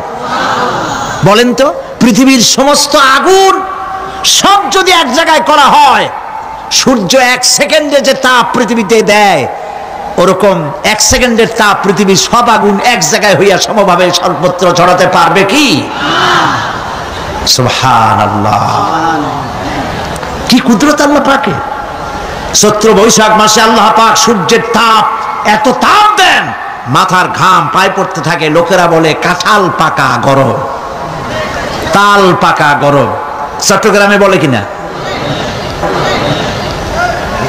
আবার এখন জানুয়ারি মাস, এখন আল্লাহ পাকের এসি প্লান্ট আল্লাহ ছেড়ে দিয়েছেন। সুবহানাল্লাহ, পৃথিবীর সমস্ত এসি প্লান্ট একসাথে ছেড়ে দেন, সারা পৃথিবী তো দূরের কথা, একটা জেলাও ঠান্ডা করতে পারবে না, একটা উপজেলাও ঠান্ডা করতে পারবে না। বড় জোর আপনার লোট্টা ফিশ, আপনার রূপচান্দা মাছ, ইলিশ মাছ, এগুলোর ঠান্ডা বানাই দিতে পারবে, কিন্তু একটা এলাকা ঠান্ডা বানাইতে পারবে না। বুদ্ধিজীবীদেরকে জিজ্ঞেস করি, মাথার চুল তো উঠাইছো, এই আল্লাহ পাকের কুদরত সম্পর্কে একটা সেকেন্ড চিন্তা করেছো কিনা? সুবহানাল্লাহ। মদিনা মুনাওয়ারা যায় দেখুন, মদিনা মুনাওয়ারা, মসজিদ আন-নববী আশ-শরীফ, আল মদিনা আল মুনাওয়ারা, সোনার মদিনা। সুবহানাল্লাহ। আমি মদিনায় গিয়া এবারও বলছি, আল্লাহ যদি ফাহাদের মাফ করতে চান, মসজিদে নববী এবং মসজিদে হারামের যে এক্সটেনশন এবং হাজিদের জন্য যে উপকার করেছেন, আল্লাহ যদি মাফ করতে চান, এটা বড় আকারের একটা ওসিলা হয়ে যেতে পারে। এক সময় গরমে কষ্টে অস্থির হয়ে যেতাম মসজিদে নববীতে, এখন মসজিদে নববীতে ঢুকলে মনে হয় জান্নাতের মধ্যে। আর জান্নাত তো চিন্তা করা যায় না, কোনো চোখ নাই যা দেখছে, কোনো কল্পনা নাই, যা মন নাই যা কল্পনা করছে, এটার সাথে তুলনাই হবে না। তবে মনে হয় যেন শেখ আব্দুর রহমান আস-সুদাইস, তেমন সাউদ আশ-শুরাইন, তেমন শেখ আব্দুর রহমান আল হুজাইফি। সুবহানাল্লাহ, সুবহানাল্লাহ। এবার লাইলাতুল কদরে আল্লাহ পাকের মেহেরবানি, প্রতি বছর আমার একটা যাওয়ার, রমজানে একটা সুযোগ হয়, আল্লাহ করে দেন। বাইতুল শরফের মরহুম হযরত পীর সাহেব হযরত মাওলানা শাহ আব্দুল জব্বার রাহমাতুল্লাহ আলাইহি, নওয়ারাল্লাহু মারকাদাহু ওয়া জাআলাল জান্নাতা মাসওয়াহু। কলিজা থেকে দোয়া আসে। বহুত পীর দেখছি জীবনে, বাইতুল শরফের পীরের মতো পীর দেখি নাই। মুরিদের টাকা নিয়ে শুধু পকেট ভরে নাই, মেয়ে লোকদের গায়ে হাত দিয়ে ফু দেয় নাই, তাবিজের ব্যবসা করে নাই। মুরিদেরা যা দিয়েছে সেই টাকা দিয়া তিনি মসজিদ বানাইছেন, মাদ্রাসা বানাইছেন। সুবহানাল্লাহ। নিজের বাড়িটা যেখানে তার স্ত্রী থাকেন, বাইতুল শরফ পীর সাহেবের স্ত্রী যে বাড়িতে থাকে, আমি যা শুনেছি দেখি নাই, বাড়িটা বেচলে 50,000 টাকা হবে কিনা সন্দেহ। হযরত মাওলানা শামসুদ্দিন সাহেব বলছেন উনি নিজে দেখেছেন। পীর সাহেব আমাকে দাওয়াত দিয়েছেন বহুবার, আমি যাইতে পারিনি। দুই হাতে মানুষের উপকার করতেন, এই জন্য বলছি আমি এরকম দেখি নাই। পীর আমি খারাপ আমি কথা বলবো না, ভালো মন্দ মিলাই আছে। বহুত পীর আছে জামায় পকেট যে কত উনি নিজেও গুনে কুলিতে পারবে না, খালি ঢুকাইতেই থাকে জন্মের মতো, বাইরে দেখায় আমি খুব দুনিয়ার সম্পর্কে গাফেল। ঢাকায় যায় দেখবেন সুপার মার্কেট আছে, ট্রান্সপোর্ট বিজনেস আছে। আর বাইতুল সাহেবের পীর সাহেবের মধু বেচতেন আর আতর বিক্রি করতেন, মধু আর আতর, এগুলো দিয়ে তার জীবিকা নির্বাহ করতেন। সুবহানাল্লাহ। যাকাত সদকা টাকা পয়সা সমানে দিতেন। বাইতুল সাহেব পীর সাহেবের কথা আসলো কেন? এই জন্য আসলো, ওই মদিনার কথা মনে পড়ায়। বাইতুল সাহেব পীর সাহেবের জামাই মুর্তাজা এখানে ঢাকায় বাড়ি আছে। পীর সাহেব যখন ইন্তেকাল করেন তখন আমি মদিনা শরীফে ছিলাম। সে এসে আমাকে জড়ায় ধরে কাঁদতেছিল আর বললো যে আমার এক বাপ হারাইছি আর এক বাপ পেয়েছি। আমাকে জড়িয়ে ধরে কাঁদতে লাগলো। আমি ওই রাত্রে স্বপ্নে দেখলাম তাহাজ্জুদ পড়ে ঘুমিয়ে আছি মদিনা আল মুনাওয়ারায়, দেখতে পেলাম পীর সাহেব এসেছেন। আমি বেশ কিছু লোকজন নিয়ে বসা, পীর সাহেব এসে হাজির হয়েছেন। আমি দাঁড়িয়ে গেলাম, কোলাকুলি করলাম। তিনি বসলেন না, কোনো কথাও বললেন না, শুধু যাওয়ার সময় বললেন আমাকে ভুলবেন না। আমি সত্যিই তাকে ভুলি নাই। কলিজার সবটুকুন দরদ নিয়ে তার জন্য দোয়া আসে, যেহেতু তিনি মানবতার কল্যাণের জন্য কাজ করেছেন। তার জামাই মুর্তজা আমাকে মদিনা শরীফে থাকা, যাতায়াত ইত্যাদির ব্যবস্থা করেছিল, সেই জন্য কথাগুলি এলো। আমি দোয়া করি তার জন্য আল্লাহ পাক তাকে হালাল রুজি কামাবার তৌফিক দান করুন, এবং মদিনা শরীফে থাকার জন্য আল্লাহ পাক ন্যাশনালিটি দান করে দিন। প্রিয় ভাই সব, এতগুলি কথা বলার কারণেই যে আপনাদের যখন টাকা পয়সা হবে রমজানে যাবেন। নবী করিম সাল্লাল্লাহু আলাইহি ওয়াসাল্লাম বলেছেন রমজান মুবারকে যে ব্যক্তি উমরা করলো সেজন্য আমার সাথে হজ আদায় করলো। মসজিদে হারামে এবার লাইলাতুল কদর 26শে দিবগত রাত। লাইলাতুল কদর তো এই কথা তো আমিও জানি, আপনারাও জানেন যে 26শে দিবগত রাতে না, শুধু বেজোর রাতগুলিতে। কিন্তু মুহাক্কিকিনরা 26শে রাত্রে একটু বেশি কান্দাকাটি করে, অন্য রাত্রে তো করেই, ওই রাত্রে একটু বেশি কান্দে। এবারে লাইলাতুল কদরে লোক সংখ্যা সম্পর্কে 27 তারিখ রমজানের সৌদি গেজেট, সৌদি নিউজ পত্রিকায় হেডলাইন হলো মক্কা শরীফে গত রাত্রে নামাজ যারা পড়েছেন, লাইলাতুল কদরে যারা এসেছিলেন তাদের সংখ্যা 3 মিলিয়ন প্লাস, 30 লাখের উপরে। সর্বকালের হজের রেকর্ড ভঙ্গ করেছে। রাত 3টার সময় কিয়ামুল লাইল শেষ করে ইমাম সাউদ আর সুরাইব মোনাজাত শুরু করলেন। 35 থেকে 40 মিনিট মোনাজাত। হায় রে কান্না মানুষের, কাঁদতে কাঁদতে মানুষ হয়রান হয়ে যাচ্ছে। মাসনুন দোয়াগুলি পড়ছেন, শেষ দিকে গিয়ে বলছেন আল্লাহুম্মা লা তারুদ্দানা খাইবিন, আল্লাহ পাক একেবারে কিছু না দিয়া খালি হাতে আমাদের ফেরত দিও না। কাবা শরীফ সামনে নিয়ে এভাবে করে লোকেরা কাঁদছে। প্রিয় ভাই সব, সেজন্য বলি আল্লাহ যদি সুযোগ দেন রমজান মুবারকে উমরা করবেন, আল্লাহ যেন তৌফিক দেন, বলেন আমিন। তা আল্লাহ তার কুদরত দিয়ে এই পৃথিবীকে ভরে রেখেছেন, নিয়ামত দিয়ে ভরে রেখেছেন। মুসলমানদের জন্য সবচাইতে বড় নিয়ামত কোরআন শরীফ নিয়ামত, কাবা শরীফ নিয়ামত, মসজিদ আন-নববী আশ-শরীফ আল-মদিনা আল-মুনাওয়ারা। সুবহানাল্লাহ, সবাই বলেন সুবহানাল্লাহ।